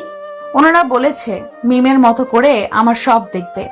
এমনিতেও অনেক করেছেন এনারা আমার জন্য, অনেক করে বোঝানোর পর রাজি হয়েছেন। এমনকি একসাথেই থাকি। আজকে ক্লাসে প্ল্যান হয়েছিল কলেজ থেকে একটা ট্যুর দেওয়ার। ট্যুরের প্ল্যান হচ্ছে চট্টগ্রামের মোহমায়া লেক, মিরসরাই উপজেলায় অবস্থিত এটা। রাঙামাটি কাপ্তাই লেকের পরে বাংলাদেশের অন্যতম বৃহত্তম লেক এটা। আঙ্কেল আন্টিদের বলার পর প্রথমে রাজি হইনি, পরে বলেছেন সম্পূর্ণ যেন কলেজের আয়ত্তেই থাকি, এদিক ওদিক বেশি না যাই। সামনের 20 তারিখ আমাদের ট্যুর। ও হ্যাঁ, বলতে ভুলেই গিয়েছি, এখন আমরা 3 বেস্ট ফ্রেন্ড। দিমানের সাথে ওই দিনের পর থেকে ভালোই বন্ধুত্ব হয়ে গিয়েছে। মিম বলে উঠল, সব রেডি, এখন শুধু যাওয়ার পালা। শেষ পর্যন্ত তাহলে যাচ্ছি আমরা। থাই গ্লাসের কাজ গলে সূর্যের রোদের আলো আদ্রাফের বিছানায় এসে ঘাপটি মেরে বসেছে। ব্ল্যাঙ্কেটের ভেতর থেকে মাথা বের করেই চোখ বন্ধ করে আড়মোড়া ভাঙে আদ্রাফ। আস্তে আস্তে চোখ খুলে জানালার দিকে তাকিয়ে একটা হাই তোলে। কাল রাতে এসে শুয়ে পড়েছিল। অনেক মাস পর শুভ্র আর বাকি বন্ধুরা একটা পার্টির আয়োজন করেছিল, এই সুবাদে ওখানে যাওয়া। জানালার পর্দাও দিতে মনে ছিল না, যার দরুন ঘরে সূর্যের আলো প্রবেশ করতে পেরেছে। অবশ্য এমন মিষ্টি রোদ আদ্রাফের খারাপ লাগছে না, বরং অলস্যকে আরও বাড়িয়ে দিচ্ছে। শীতের দিনে নরম বিছানার সঙ্গে এমন মিষ্টি রোদ, কারই বা উঠতে ইচ্ছে করবে এমন আরামের ঘুম ছেড়ে? তবে এখন অলসটাকে প্রাধান্য দিলে চলবে না। শুভ্রদের সাথে দেখা করতে হবে। তারপর অফিসে, অবশ্য অফিসে না গেলেও চলবে, কিন্তু শুভ্রদের সাথে দেখা করতেই হবে। ওদের নাকি জরুরি কথা আছে। তাই অলস্যটাকে ত্যাগ করে আদ্রাফ উঠে পড়ল বিছানা ছেড়ে। ফ্রেশ হয়ে একদম রেডি হয়ে অফিসের উদ্দেশ্যে বেরিয়ে গেল আদ্রাফ। হাত ঘড়িতে সময় দেখে নেয় অলরেডি 10 মিনিট লেট, যেতে এখনো 20 মিনিটের মতো লাগবে। এর মাঝে ট্রাফিক জ্যামে আটকে গেলে, ট্রাফিক জ্যাম আশপাশটা দেখছিল আদ্রাফ। হুট করেই ফুটপাতে চোখ পড়ল। মেয়েটা আগে আগে হাঁটছে আর ছেলেটা মেয়েটার পেছনে দৌড়াচ্ছে। বোঝাই যাচ্ছে মেয়েটা কোনো কিছু নিয়ে রাগ করেছে ওই ছেলেটার সাথে। মেয়েটা বোধহয় অনেক রাগী। এসব দেখতে দেখতে আনমনে হেসে উঠল আদ্রাফ। আদ্রাফ রেস্টুরেন্টে ঢুকেই দেখতে পেলে ওর প্রায় বন্ধুরা হাজির। ও একটা চেয়ার টেনে বসে পড়ল। শুভ্রকে দেখে বলল, মন খারাপ নাকি তোর? না, আমি ঠিক আছি। বল তোরা, কি এত জরুরি কথা? এটা শুনে শুভ্র আবারও বলে উঠল, দোস্ত, অনেকদিন হয় না, কোথাও ট্যুর দেওয়া হয়নি। চল একটা ট্যুর দেওয়া যাক, তোর মাইন্ডও ফ্রেশ হবে। আদ্রাফ চেয়ারে বেঁকিয়ে বসেছিল। এই কথা শুনে সোজা হয়ে বসতো। ওর নিজেরও ইচ্ছে হলো ওদের সঙ্গ দেওয়ার।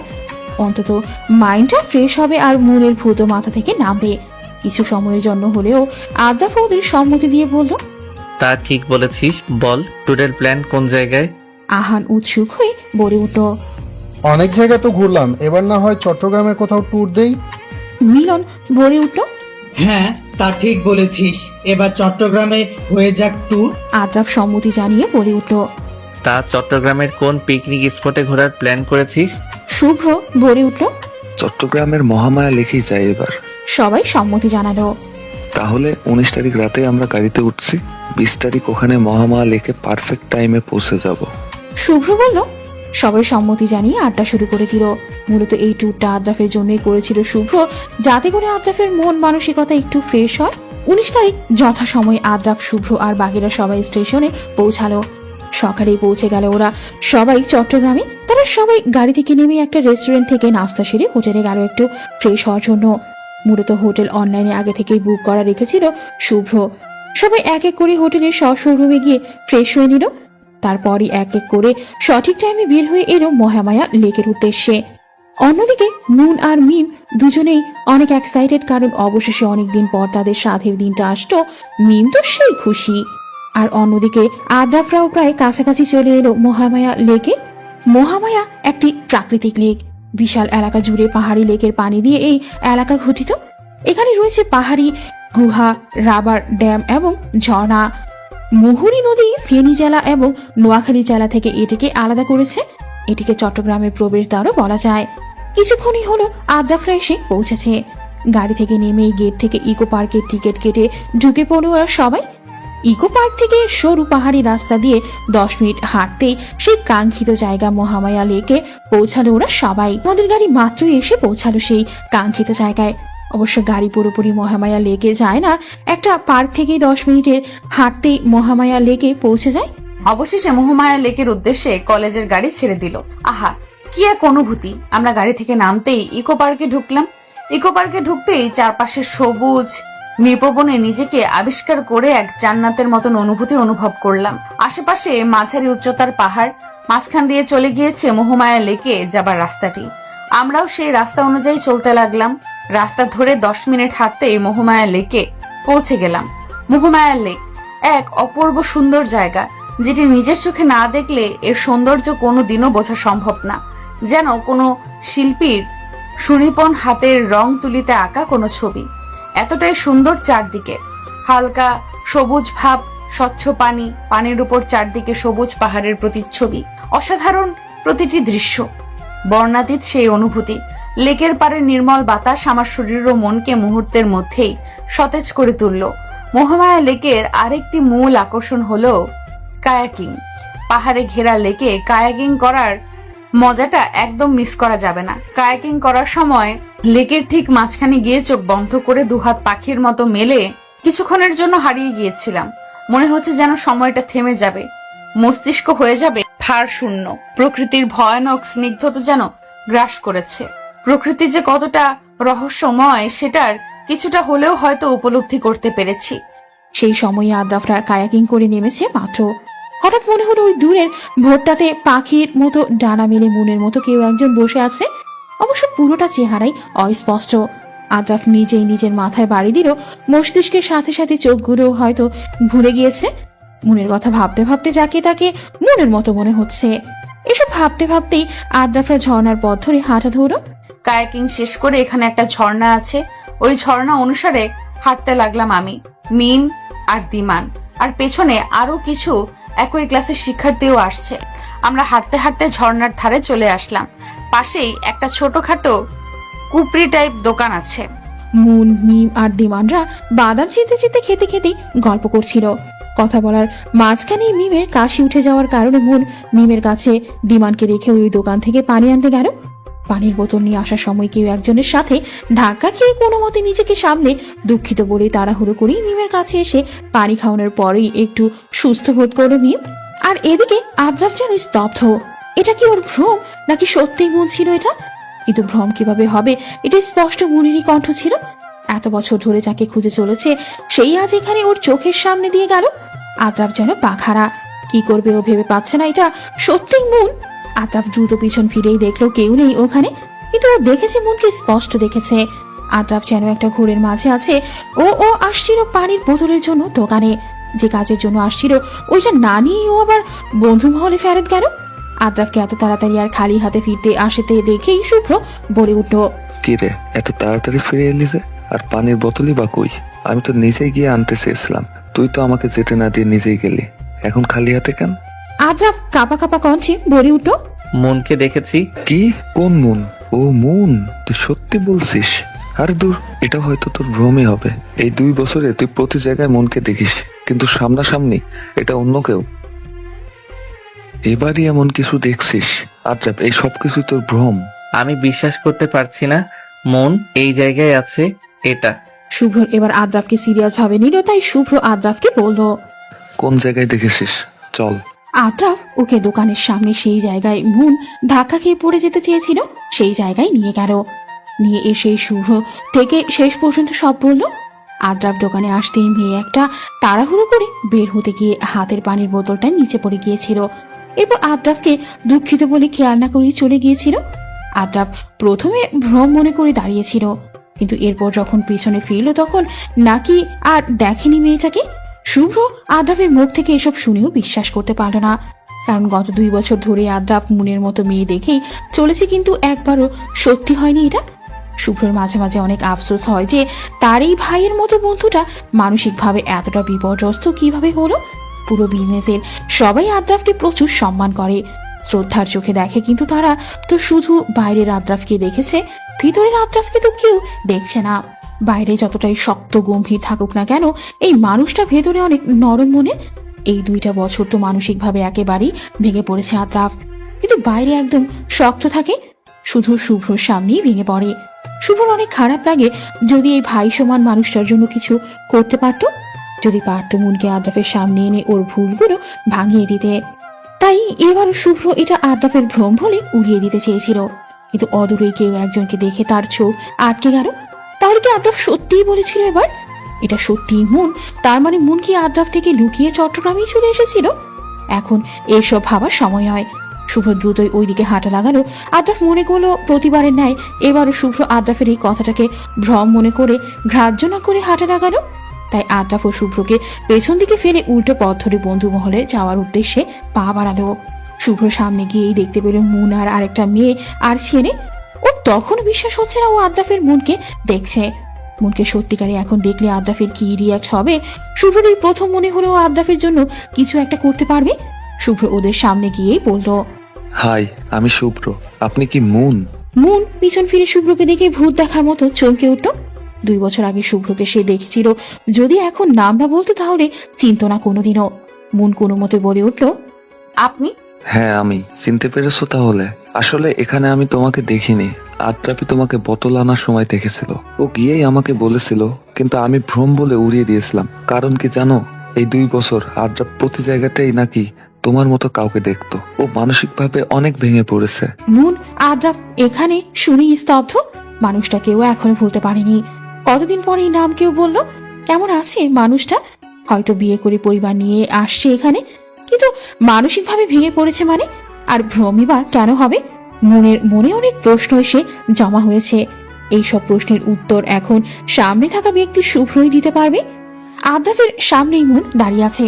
আদ্রাফ যেন হতবাক, সে কিছুতে বিশ্বাস করতে পারছে না। তার মনে হচ্ছে সামনে হাত বাড়িয়ে মুনকে ছুতে গেলে মুন অদৃশ্য হয়ে যাবে, কারণ এই 2 বছর প্রতিটা দিনই মুন এমন করে আসতো আর আদ্রাফের করা ভুলগুলো ধরিয়ে দিত। ওকে প্রতি মুহূর্তে মুহূর্তে অনুশোচনায় উঠতে দিত তার কল্পনায়। হাত বাড়ালে অদৃশ্য হয়ে যেত, তখন মনের আর কোনো অস্তিত্ব থাকতো না। তাই এবারও একইভাবে আদ্রাফে হাত বাড়াতে নিলেই আবার কি মনে করে গুটিয়ে নিল হাতটাকে। মুন সামনে থেকে আদ্রাফের এই বাচ্চামো স্বভাব থেকে হাসি আর চেপে রাখতে পারল না। সে উচ্চস্বরে হেসে উঠল। মুনের হাসি শুনে আদ্রাফ ঘর থেকে বেরিয়ে আসতো। তার মানে কি এটা আদ্রাফের ভ্রম নয়? মুন সত্যি ওর সামনে। আদ্রাফ যেন অবাকের চরম পর্যায়ে। সে কোনো মতেই বলে উঠল, তুমি? মুন হাসি চেপে 2 হাত বুকের মাঝে গুটিয়ে পড়ে উঠল, হ্যাঁ আমি। কেন, অন্য কাউকে আশা করেছিলেন বুঝি? আদ্রাফ যেন কথা বলতেই ভুলে গেল। এতদিন পর সে তার মুন পাখিকে দেখছে। তার মানে কি মুন তাকে ক্ষমা করে দিয়েছে? আদ্রাফের যেন খুশিতে তস হয়েছে না। এই যে কই হারিয়ে যাচ্ছেন কিছুক্ষণ পর পর, নাকি কল্পনার সংসার টংসার বাচ্চা কাচ্চা নিয়ে ভেবে ফেলেছেন? আদ্রাফের কাশি উঠে গেল এই কথা শুনে। আদ্রাফ নিজে বিড়বিড় করে বলে উঠল, এই 2 বছরে লাজ লজ্জা সব খেয়ে ফেলেছে এই মেয়ে। তখন তো কথাও বলতো মাথা নিচু করে, আর এখন দেখি ভয়ও পায় না। এসব দেখে মুনের হাসি যেন থামতেই চাইছে না। ওকে কিছুক্ষণ আগেই আদ্রাফের ব্যাপারে শুভ্র সব কিছু খুলে বলেছিল, আর আদ্রাফের কালো অতীতের ব্যাপারেও বলেছিল যে কোনো নারী জাতিকে ঘৃণা করে আদ্রাফ। মুন তবুও আদ্রাফের মুখ থেকে শুনতে চায় সে আদ্রাফের এই বিশ্বাস ভঙ্গ করবে, দেখিয়ে দিবে সব নারী এক নয়। তার সব প্রশ্নের উত্তর পেয়ে গিয়েছে শুভ্রর কাছ থেকে। শুভ্র তাকে এও বলেছে যে আদ্রাফ ওকে ভালোবাসে। এখন শুধু আদ্রাফের বিশ্বাস অর্জনের পালা। শুভ্র, মিম আর বাকিরা কেউই এখানে নেই, তারা সবাই অন্যদিকে ঘুরছে। এখানে শুধু মুন আর আদ্রাফি আছে। তারা এখন ছোট্ট দুইটা পাথরের উপর বসে আছে। পাশেই ঝর্ণার পানির কলকল ধ্বনি শোনা যাচ্ছে। মুন আদ্রাফের দিকে তাকিয়ে দেখলো সে এক ধ্যানের সামনে পানির দিকে তাকিয়ে আছে। মুনও আর বিরক্ত করলো না, সেও চুপচাপ বসে আছে অদূরেই তাকিয়ে। কোথায় হারিয়ে গিয়েছিলে এই 2 বছর? আদ্রাফ আগের ন্যায় ওদিকেই তাকিয়ে বলল। মুন আদ্রাফের কথায় ওর দিকে তাকালো। আপনার জন্য থাকতে পারছি ওই জায়গায়। আদ্রাফ এই কথার জবাবে আর কিছু বলতে পারল না। আবারও আগের অপরাধবোধ জাগ্রত হয়েও লজ্জায় কুঁকড়ে গেল। মন এটা বুঝতে পেরে নিজেকে নিজেই গালি দিল। কেন শুধু শুধু এসব বলতে গেল বেচারাকে? সবকিছু জেনেও আদ্রাফকে আবারও না চাইতে কষ্ট দিয়ে ফেললো। জানো, এই 2 বছর ঢাকার পুরো আনাচে কানাচে তোমায় খুঁজেছি, কিন্তু পাইনি। আমি তো আশাই ছেড়ে দিয়েছিলাম যে তোমাকে আমি হারিয়ে ফেলেছি। প্রতিদিন তুমি আমার কল্পনায় আসতে। আজকেও তোমাকে দেখার পর আমি মনে করেছিলাম এই 2 বছরের ন্যায় আজও এটা আমার ভ্রম, যেন ছুঁয়ে দিলেই অদৃশ্য হয়ে যাবে। এই কথার জবাবে মুন আর কিছু বলল না। 2 মাস পর দিন চলে যায় নিজের মতো করে। এখন সবকিছুই ঠিকঠাক। সেই দিনের পর থেকে মুনের সাথে আদ্রাফের সবকিছুই স্বাভাবিক। মুনও আদ্রাফকে ক্ষমা করে দিয়েছে। আদ্রাফের সাথে এখন মিমের ফ্যামিলিরও ভালো রিলেশন। আদ্রাফের অফিসের আরেকটা শাখা রয়েছে চট্টগ্রামে। সেই অফিসের কাজে চট্টগ্রামে আসতে মুন মিমদের বাসায় আসে। সেই দিনের কথা আদ্রাফ আর ওর বাবা চট্টগ্রামে মিমের ফ্যামিলিতে মুনের ব্যাপারে বলেছে, আর এতে আঙ্কেল আন্টিও রাজি। ওনারাও ভীষণ খুশি, আর মিম তো বেজায় খুশি। অবশেষে সবকিছু ঠিকঠাকের মতো হয়েই গেল। মুন আর আদ্রাফের এখন আর কোনো বাধা নেই। বাসার ঘরে বসে আছে মুন। এতদিন লজ্জা না লাগলেও তার এখন ভীষণ লজ্জা লাগছে। আদ্রাফ এসে মুনকে বলল, দুজনে মিলে নফল নামাজ পড়ে নেই। আর এদিকে মুন তো বেজায় রাগ। কই, আমি ঘুমটা দিয়ে বসে আছি সিনেমার মতো। ওইটা তুলে বউকে দেখবে, তা না করে উনি না দেখি উঠে যেতে বলছে। লাগবে না আপনার দেখা। আমি রাগ করেছি ভীষণ। মুন মুখ ভার করে নামাজের উদ্দেশ্যে ওয়াশরুমে চলে গেল উজু করতে। আর আদ্রাফ মুচকি হাসি দিয়ে তাকিয়ে আছে ওর যাওয়ার পানে। নামাজ পড়ে উঠে আদ্রাফ রুমের বাইরে বের হয়ে গেল। মুনের এটা দেখে কান্না কান্না ভাব এসে গেল। বিয়ের প্রথম রাত নিয়ে কতজনের কত আশা থাকে, আর আদ্রাফ একটু সময়ও দিচ্ছে না। মুন আর কিছু না ভেবেই ব্যালকনিতে চলে গেল। এখন সে কাঁদবে ভীষণ করে যে কেন আদ্রাফ ওর সাথে ভালোভাবে কথা বলল না। তার উপর নামাজ পড়েই রুম থেকে কেন বেরিয়ে গেল। আশুকও মুন আর কথাই বলবে না আদ্রাফের সাথে। আজ পূর্ণিমা, চাঁদের আলোয় চারিদিকে সব স্পষ্ট। মুন যখন ব্যালকনির গ্রিলে হাত রেখে চাঁদ দেখতে ব্যস্ত, তখনই ঠিক একজোড়া হাত তার গলায় কিছু একটা পরিয়ে পাশে সরে দাঁড়ালো। মুনের আর বুঝতে বাকি রইল না এটা কে। মুন মুখ ঘুরিয়ে ফেললো ওই দিক থেকে। সে ভীষণ রাগ করেছে আদ্রাফের উপর। আদ্রাফ বলে উঠল, আজকের চাঁদটা ভীষণ সুন্দর, মনে হচ্ছে যেন কারোর সাথে অভিমান করেছে। একবার মেঘের আড়ালে চলে যায় তো আরেকবার বের হয়। মুন এই কথার জবাবে কিছু বলল না, মুখ ফিরিয়ে নিল। আদ্রাফ আবারও বলে উঠল, কিভাবে এর অভিমান ভাঙা যায় বলো তো মন পাখি? চাঁদকে যখন সুন্দর বলছেন তখন ওনার থেকে জিজ্ঞাসা করুন, আমাকে কেন? আমার পাশেই তো চাঁদ। তোমাকেই বলেছি এই চাঁদকে তো প্রতিদিন দেখি, কিন্তু আমার পাশের চাঁদটা সহ একসাথে তো এই প্রথম দেখছি 2 চাঁদ একসাথে। মুন মুখ ভার করে বলে উঠল, সরেন এখান থেকে, কথা বদলাবেন না। আদ্রাফ মুচকি হেসে মুনের গলার দিকে এগিয়ে আসতে মুন চোখ মুখ খিচে বন্ধ করে পিছন দিকে সরে গিয়ে কাঁপা কাঁপা ভাবে বলে উঠল, আমি এখনো প্রস্তুত না। অনেকক্ষণ হয়ে যাওয়ার পরেও কোনো কিছুরই আভাস না পাওয়াতে মুন এক চোখ খুলেই দেখতে পেল আদ্রাফের হতভম্ব মুখটা। পরেই আদ্রাফ উচ্চস্বরে হো হো করে পেট চেপে ধরে হেসে উঠল। মুন তো হতবাক। এখানে হাসির কি বলল সে? পরক্ষণেই নিজের বলা কথাটা ভাবতে লজ্জায় কুঁকড়ে গেল সে। আদ্রাফ ওই অবস্থায় মুখে হাসি চেপে ধরে বলে উঠল, সিরিয়াসলি মন পাখি, আমি তোমার গলার ধারের কাছে যেতেও এখন তোমার প্রস্তুতি লাগবে? মন তো ব্যাকুল বনে গেল। এই দেখো, তোমার গলাতে আমি এখানে এসেই এটা পরিয়ে দিয়েছিলাম, আর নামাজ পড়ে বাইরে বাবার রুমে এটার জন্যই গিয়েছিলাম। ওই দিন ভুলে ওখানে ফেলে এসেছিলাম। মন নিজের গলার লকেটটা নিয়েই দেখলো একটা লাভের ভিতর চাঁদ লেখা খোদাই করা। অসম্ভব সুন্দর লকেটটা। তার মানে কি আদ্রাফ মুন অর্থ চাঁদ বোঝাতে চেয়েছিল? আদ্রাফ হাসি মুখে বলে উঠল। পছন্দ হয়েছে চাঁদ? হ্যাঁ, ভীষণ। এভাবেই হাসি খুশি ভাবে তাদের প্রথম রাতটা কেটে গেল। সেদিনের পর থেকে সবকিছু আরো সুন্দরভাবে চলতে লাগলো। শুধু একটা জিনিসে মনের ভীষণ রাগ, কারণ আদ্রাফ আজ পর্যন্ত তাকে ভালোবাসি কথাটা একবারও বলেনি। হয়তোবা মনের কোথাও এখনো অতীতের বিশ্বাস ভাঙাটা রয়ে গিয়েছে। এখনো বিশ্বাস করে উঠতে পারেনি আদ্রাফের অফিস থেকে আসার সময় মনের জন্য চকলেট, বেরি ফুল, নানা আনা আর মনের কেয়ার ভালোবাসা দিয়ে পরিবারটাকে আরো বেশি আগলে নিয়েছিল। এরপর খুশিটা আরো বেশি বেড়ে গেল যখন শুনল মুন মা হতে চলেছে। আদ্রাফ তো সেই খুশি। এভাবেই 8 মাস চলে গেল। এরপর আদ্রাফ আর টাইম পায়নি কাজের চাপে, তাই মুনের 8 মাস চলাকালীনই প্ল্যান করলো লং জার্নি দেবে, কারণ মুন নিস্তব্ধ রাতের জার্নি বেশি পছন্দ করে। ওই দিন অফিস থেকে এসেই দুজনে পুরো রাত গাড়ি করে ঘুরবে এই বলে গেল আদ্রাফ। অফিস থেকে এসে দেখলো মুন রেডি। আয়নার দিকেই তাকিয়ে আছে আদ্রাফ। এসেই মুনের দিকে চেয়ে থমকে গেল। মুনকে প্রথম দিনের মতোই সুন্দর লাগছে। আদ্রাফ বলল, কি দেখো চাঁদ? মুন ইনোসেন্ট ফেস করে কান্না কান্না মুখ করে বলে উঠল, এই যে দেখেন না কেমন লাগছে আমাকে, ফোলা পেট, আগে থেকে মোটো হয়ে গিয়েছি ভীষণ। আদ্রাফ আয়নার মুনের পেছনে গিয়েই বলে উঠল, একদম না, তোমাকে তো একদম পরীর মতো লাগছে। মুন আয়না দিয়ে আদ্রাফের দিকে তাকিয়ে বলে উঠল, তাহলে ভালোবাসি বলেন না কেন? আদ্রাফ কিছু না বলে মুনকে সহ বের হতে বলে বেরিয়ে গেল। আদ্রাফের ভালোবাসি বলতে কোথাও একটা যেন বাধে, না হলেও প্রচুর দেখতে পারে মুনকে। মুনও উঠে আদ্রাফের পাশের সিটে উঠলে আদ্রাফ গাড়ি ছেড়ে দিল। কিন্তু কে জানে আজকের রাতটাই ওদের সবকিছু এক নিমিষেই চুরমার করে দিবে। দেখা যাক কি হয়। সবার জীবনেই খারাপ সময় আসা ভালো। এই খারাপ সময়টা এসে আমাদের অনেক কিছু বুঝিয়ে দিয়ে যায়, তেমনি আদ্রাফের জীবনেও এই সময়টা এসে শিখিয়ে দিয়ে গেল যে থাকার সে শত বাধা পেরিয়েও থাকবে, আর যে চলে যাওয়ার সে রাজপ্রাসাদ থেকেও চলে যাবে। আজ আদ্রাফ অনেকদিন পর আবারও স্বাভাবিক জীবনে ফিরে এসেছে। অফিসে যাচ্ছে ঠিক মতো। কি এক বিভীষিকাময় রাত ছিল সেই দিন। গাড়িতে ওঠার পরই আদ্রাফ ড্রাইভ করা শুরু করেছিল। গাড়িতে ওঠার পরপরই ও মুনের সেই বেজায় রাগ হয়ে গেছে। মুখ ভার করেছিল। আস্তে আস্তে ঢাকা শহরের সব দোকানই বন্ধ হয়ে যাচ্ছিল। পুরো রাত তখন নিস্তব্ধ হয়ে যাচ্ছে, কিন্তু মুনের রাগ তো ভাঙার না। তাই আদ্রাফ রাস্তার অপর পাশে আইসক্রিমের দোকানটা থেকে আইসক্রিম আনতে বের হয়েছিল। বের হয়ে আইসক্রিম নিয়ে আনার সময়ই বিপরীত দিক থেকে চলাকালীন একটা বড় ট্রাক এসে মেরে দিল আদ্রাফকে। মুনের চোখের সামনে দিয়ে যেন সবকিছু থমকে গেল। পুরো রাত তখন নিস্তব্ধ। পাশেই কয়েকজন দোকানদার বেরিয়ে এসে আদ্রাফের চারপাশ ঘিরে ধরল। আদ্রাফ চোখ বন্ধ করার সময়ও মুনের দিকে তাকিয়ে হাত বাড়িয়ে দিয়েছিল। মুন যেন কথা বলার ভাষাটাও হারিয়ে ফেলেছে। চোখের সামনেই আদ্রাফের রক্তাক্ত নিথর দেহটা পড়ে রইল রাস্তার মাঝে। এসব দেখার মাঝে মুন গাড়ি থেকে বের হয়ে আদ্রাফের সামনে গিয়েই ওর নিথর দেহ দেখে সেন্সলেস হয়ে গিয়েছিল। এরপর মুন আর কিছুই জানত না। যখন সেন্স ফিরে তখন নিজেকে হাসপাতালে বেডে আবিষ্কার করে। পাশেই মিম বসেছিল মুনের হাত ধরে। মুন চোখ খুলতে আদ্রাফের কথা জিজ্ঞেস করে, তখন মিম উত্তরে বলে পাশের ক্যাবিনে আদ্রাফের অপারেশন চলছে। মুন এক প্রকার লাফিয়ে উঠে আদ্রাফের ক্যাবিনের সামনে দৌড়ে গিয়েছিল। ওখানেই শুভ্র দাঁড়িয়েছিল। জীবনে অনেক রোগীর চিকিৎসা করেছিল, কিন্তু নিজের ভাই সমান বন্ধুর অপারেশন করতে তার হাত কাঁপে। কান্না আসবে তাই সে অপারেশন থিয়েটারে ঢোকেনি। মিম এসেই মুনকে পাশের এক চেয়ারে বসিয়েছিল। অতিরিক্ত স্ট্রেস নিলে মুনের বাচ্চার ক্ষতি হবে বলে।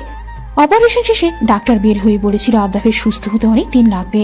কথাও বলতে আস্তে আস্তে সময় নিতে হবে। পা ভেঙে গিয়েছিল, হাঁটাচলা করতে পারবে না। আপাতত বেড রেস্টে থাকতে হবে, মানে পুরো দিন রাতের জন্য একটা হোম নার্স লাগবে আদ্রাফের। কিন্তু মুন মানেনি, সেই করবে আদ্রাফের সব কাজ। সেদিনের পর থেকে মুন তার ভারী প্যাট নিয়েও আদ্রাফের সব কাজ করতো। আদ্রাফ কিছুই বলতে পারতো না, শুধু চেয়ে চেয়ে দেখতো। মুন অনেক কেয়ার করতো আদ্রাফের। অবশ্য মিম কয়েকদিন থেকে গেছিল মুনের সাথে। এরপর তার এক্সামের জন্যই চলে যেতে হয়েছিল চট্টগ্রামে। মুনের ডেলিভারির দিনও সে আদ্রাফকে কাছে পায়নি। এক সময় ফুটফুটে এক পড়ে আসতো মুনের কোল আলো করে। মিম তো এক্সামের পর আবারও চলে এসেছিল মুনের জন্য। শুভ্র আর মিমের দিন শুরু হতো পরিটাকে দিয়েই। এর মধ্যে শুভ্র আর মিমের মধ্যে অনেক ভাব হয়ে গিয়েছে। আগের মতো তারা এখন ঝগড়া করে না। মুন এক হাতেই সব সামলাতো। সংসারের কাজ, আদ্রাফের দেখাশোনা, সব মিলিয়ে পরিবারটাকে আরো সুন্দরভাবে গুছিয়ে নিত মুন। এত কষ্টের পরেও রাতে পরিচার মুখের দিকে তাকিয়ে সুখ সুখ অনুভব হতো মুনের। পাশে আদ্রাফ এক দৃষ্টিতে তাকিয়ে থাকতো। মেয়েটা একদম আদ্রাফের মতোই হয়েছিল। এসবের মাঝে আরো একটা সুখের সন্ধান হলো। আদ্রাফ আস্তে আস্তে সুস্থ হয়ে উঠেছিল। এমনি একদিন পুরোপুরি সুস্থ হয়ে উঠেছিল আদ্রাফ। সেই দিন তো তার পরিটাকে প্রথম কোলে নিয়েছিল। সে তো তখন বেজায় খুশি। আদ্রাফ তো সেদিন খুশিতে কান্নাই করে দিয়েছিল তার ফুটফুটে পরিটাকে কোলে নিয়ে। পরিবারটা যেন এক পূর্ণতায় রূপ নিয়েছিল। জানালার গ্রিলে মাথা ঠেকিয়ে সেই দিনগুলির কথা মনে করেছিল মন। মেয়েটা তার দাদার কাছে আছে, তার দাদারও আর কিছু লাগে না এখন আর। হঠাৎ পেছন দিক থেকে একজোড়া হাত এসে মনকে জড়িয়ে ধরো। তার মুখটা মনের কাঁধের ওপরই। মনের আর বুঝতে বাকি রইল না এটাকে। প্রথম দিনের ন্যায় আদ্রাফ এখনো অফিস থেকে আসার সময় মনের জন্য বেরি ফুল নিয়ে আসে আর খোপায় গুছে দেয়। আদ্রাফ ওইভাবেই মনকে জড়িয়ে ধরা অবস্থায় বলল, তোমার জন্য একটা সারপ্রাইজ আছে। কি এমন সারপ্রাইজ? শুভ্র আর মিমের বিয়ে সামনের শুক্রবারে। মন মুখ ভার করেই বলে উঠল, কি সত্যি? কিন্তু মিম আমাকে বলেনি তো, আর আপনিও তো একটুও বলেননি, আর শুভ্র ভাই উনিও তো কিছু বলেননি। এতটাই পর হয়ে গেলাম সবার কাছ থেকে। আরে এটাই তো সারপ্রাইজ। এরপর পরই মিম শুভ্র কল করে উঠল মনকে। অবশেষে দিনটা আসতো আজকে মিমের গায়ে হলুদ। মন আজকে চলে যাবে মিমের সাথে। মিম এসে মনের মেয়েকে তৈরি করে নিয়ে গিয়েছে ওর দাদার কাছে। আর আদ্রাফ শুভ্রর পক্ষ থেকে আসবে বিয়েতে। মনও পুরোপুরি রেডি। আদ্রাফ মুখ ভার করে বিছানার ওপরই বসে আছে। আদ্রাফ ওই অবস্থা থেকেই বলে উঠল, এই বিয়েতে যেতে হবে না তোমার? মানে? আদ্রাফ বাচ্চামো ফেস করে বলে উঠল, ঠিকই বলেছি, যেই বিয়ে আমাদের আলাদা করে দিচ্ছে সেই বিয়েতে না যাওয়াই ভালো। এই কথা বলে মন উচ্চস্বরে হেসে উঠল। এক বাচ্চার বাবা হয়ে নিজে এখনো বাচ্চা মনে স্বভাব করছেন। কে বলবে ইন নাকি এক বাচ্চার বাপ? রুমে ঢুকতে ঢুকতে বলে উঠল মিম, হায় আল্লাহ, আমাদের দুলাভাই এতটা বউ পাগল জানতাম না তো। আদ্রাফ মাথা চুলকিয়ে বলে উঠল, আরে আমি মেয়ের জন্য বলছি। মিমের পেছন দিয়ে শুভ্র ঢুকতে ঢুকতে বলে উঠল, হ্যাঁ হ্যাঁ, সব বুঝি রে ভাই। মন বলল, আরে শুভ্র ভাই আপনি? শুভ্র বলল, হ্যাঁ ভাবি, ভাবলাম আপনারা যখন মিমের সাথে চলে যাবেন তাহলে আমার ভাইটা একা কিভাবে থাকবে, তাই ওকেও নিতে আসলাম। আদ্রাফ রাগি রাগি ফেস করে বলে উঠল, তোর হোক, তারপর তুইও বুঝবি। মিমের দিকে চোখ টিপে বলে উঠল, আরে ভাই, আমি অলরেডি অনেক থেকে ফেলেছি, আর একা থেকে বুঝতে চাই না। মন বলে উঠল, হয়েছে, এবার চলেন সবাই। অবশেষে শুভ্র আর মিমের বিয়ের কার্য সব ঠিকঠাক সম্পন্ন হয়ে গেল। বিয়ের পরপরই আদ্রাফ মনকে নিয়ে চলে আসতো বাসায়। রাতে মন বাবুকে ঘুম পাড়িয়ে ঠিকঠাক ভাবে সব গুছিয়ে রাখছিল। এমন সময় আদ্রাফ এসে মনের চোখ বেঁধে দিয়ে করে তুলে নিল। মন চিৎকার করতে নিলে আদ্রাফ ফিসফিস করে বলে উঠল, কোনো কথা না। আদ্রাফ মনকে ছাদ নিয়ে গিয়ে চোখ খুলে দিল। মন চোখ খুলতেই হতবাক। ছাদটা খুব সুন্দর করে সাজানো হয়েছে ছোট ছোট লাইট দিয়ে, আর একটা ছোট কেক সহ। কেকের উপর লেখা শুভ বিবাহ বার্ষিকী বউ, ভালোবাসি চাঁদ। মন পেছনে ফিরতেই দেখে আদ্রাফ হাঁটু মুড়ে বসে মনের দিকে রিং বাড়িয়ে দিয়েছে। মনের তো খেয়ালই ছিল না আজ তাদের বিবাহ বার্ষিকীর দিন।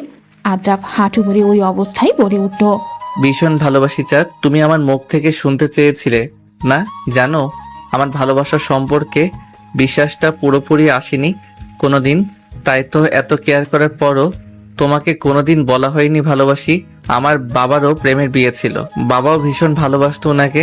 আস্তে আস্তে বাবা ব্যবসা নিয়ে বিজি হয়ে পড়ে, আর আমার জন্মদাত্রী আমার 8 বছর চলাকালীন পরকীয়াতে জড়িয়ে পালিয়ে গিয়েছিল। কিন্তু আমার বাবা তাও কোনোদিন আজ পর্যন্ত ওনাকে খারাপ বলেনি। আমার বাবার ভাষ্য মতে হয়তো বাবা তার স্ত্রীকে ঠিকমতো ভালোবেসে আগলে রাখতে পারেনি। কেমনে পারলো ওই মহিলাটা একটা বাচ্চা রেখে পালিয়ে যেতে? তাদেরও তো প্রেমের বিয়ে ছিল, ভালোবাসা ছিল অনেক, তবু কিভাবে পারলো এটা করতে? সেই পর্যন্ত আমি ভালোবাসা শব্দটাকে ঘৃণা করতাম, কিন্তু তোমাকে যেদিন আমি প্রথম দেখি সেই দিনই ভালোবেসে ফেলেছি। তুমি আসার পর আমার সেই আগের বিশ্বাসটা ভেঙে দিলে। আমার অ্যাক্সিডেন্টের পর তুমি শিখিয়ে দিলে আসলেই সবাই এক নয়। তুমিও চাইলে তখন আমাকে ছেড়ে যেতে পারতে। টানা 3 মাস তুমি তোমার শরীর খারাপের মধ্যেও আমার খেয়াল রেখেছিলে। মানুষের জীবনে তো অনেক কিছুই অপ্রত্যাশিতভাবে হয়ে যায়, তেমনি করে তুমিও আমার জীবনে হঠাৎ করে চলে আসো। তুমি এসেই আমার সবকিছু অগোছালো করে দিয়েছিলে। মনের উপর তো আর কারো হাত থাকে না, কিন্তু ওই যে বিশ্বাসটা যে আসতো না আমার, আমি জানি তুমি কাছে থাকলেই আমার মন টানবে। তাই তো তোমাকে দূরে সরানোর জন্য স্যারোগেসির প্রস্তাবটা দেওয়া, যাতে করে স্যারোগেসির মাধ্যমে তোমার বাচ্চা নিয়ে আমি তোমার অস্তিত্বটা সারা জীবন রাখতে পারি, আর তুমিও যেন আমাকে ঘৃণা করো। আমি দেখিয়ে দিতে চেয়েছিলাম একটা বাচ্চা মা ছাড়া সুন্দরভাবে জীবনে বাঁচতে পারে, কিন্তু তুমি দূরে যাওয়ায় বুঝেছি তোমাকে ভুলবার নয়। আমার ধারণাটাও বদলে দিলে তুমিও দেখিয়ে দিলে সবাই এক নয়, এই যে এখন দেখো, এত কিছুর পরেও তুমি আমাকে ছেড়ে যাওনি, এক হাতেই সব সামলিয়েছিলে। এত কিছুর মাঝখানেও তোমার স্বামী নিয়ে জেলাস ছিলে, নার্স দিতে চেয়েছিল আমার জন্য, কিন্তু না, তুমি অসুস্থতার মধ্যেও আমার সব ধরনের কেয়ার করতে, অথচ আমি পাশে ছিলাম না তোমার সময়। এটাই তো ভালোবাসা, সত্যিকারের ভালোবাসা, ছেড়ে যাওয়ার নয় চাঁদ। তুমি আমার আগের অতীতের বিশ্বাসটা ভেঙে দিলে চাঁদ। ভালোবাসি অনেক অনেক, হয়তো তোমার মতো করে বাঁচতে পারবো না, কিন্তু তবুও সবচেয়ে বেশি চেষ্টা করব। তুমি যে আমার মন পাখি। মুন তো ওখানেই দাঁড়িয়ে কান্না করে দিয়েছে। এই কান্না যে দুঃখের নয় সুখের। অবশেষে আদ্রাফ মুখ ফুটে বলল, এটাই তো শুনতে চেয়েছিল আদ্রাফের মুখ থেকে মুন। আদ্রাফ উঠেই মুনকে রিং পরিয়ে দিয়ে চাঁদের দিকে ইশারা করে বলে উঠল, এই পূর্ণিমার চাঁদের মতোই তুমি আমার অন্ধকার জীবনটাকে আলো করে দিয়েছো। রাতের বেলায় চাঁদ যেমন পুরো আকাশটাকে সুন্দর বানিয়ে দেয়, ঠিক তুমিও আমার জীবনে এসে জীবনটাকে সুন্দর করে দিয়েছো। আমার জীবনে তুমি আমার চাঁদ, আমার জীবনটাকে তুমি পূর্ণ করে দিয়েছো। তুমিহীনা এই আদ্রাফের জীবন অপূর্ণ, তুমি আমার পূর্ণতা মন পাখি। ভিডিওটি কেমন লাগলো অবশ্যই কমেন্টস করে জানাবেন এবং আরো নতুন নতুন ঘটনা গল্প পেতে আমাদের চ্যানেলটি সাবস্ক্রাইব করে রাখবেন। সকলকে ধন্যবাদ।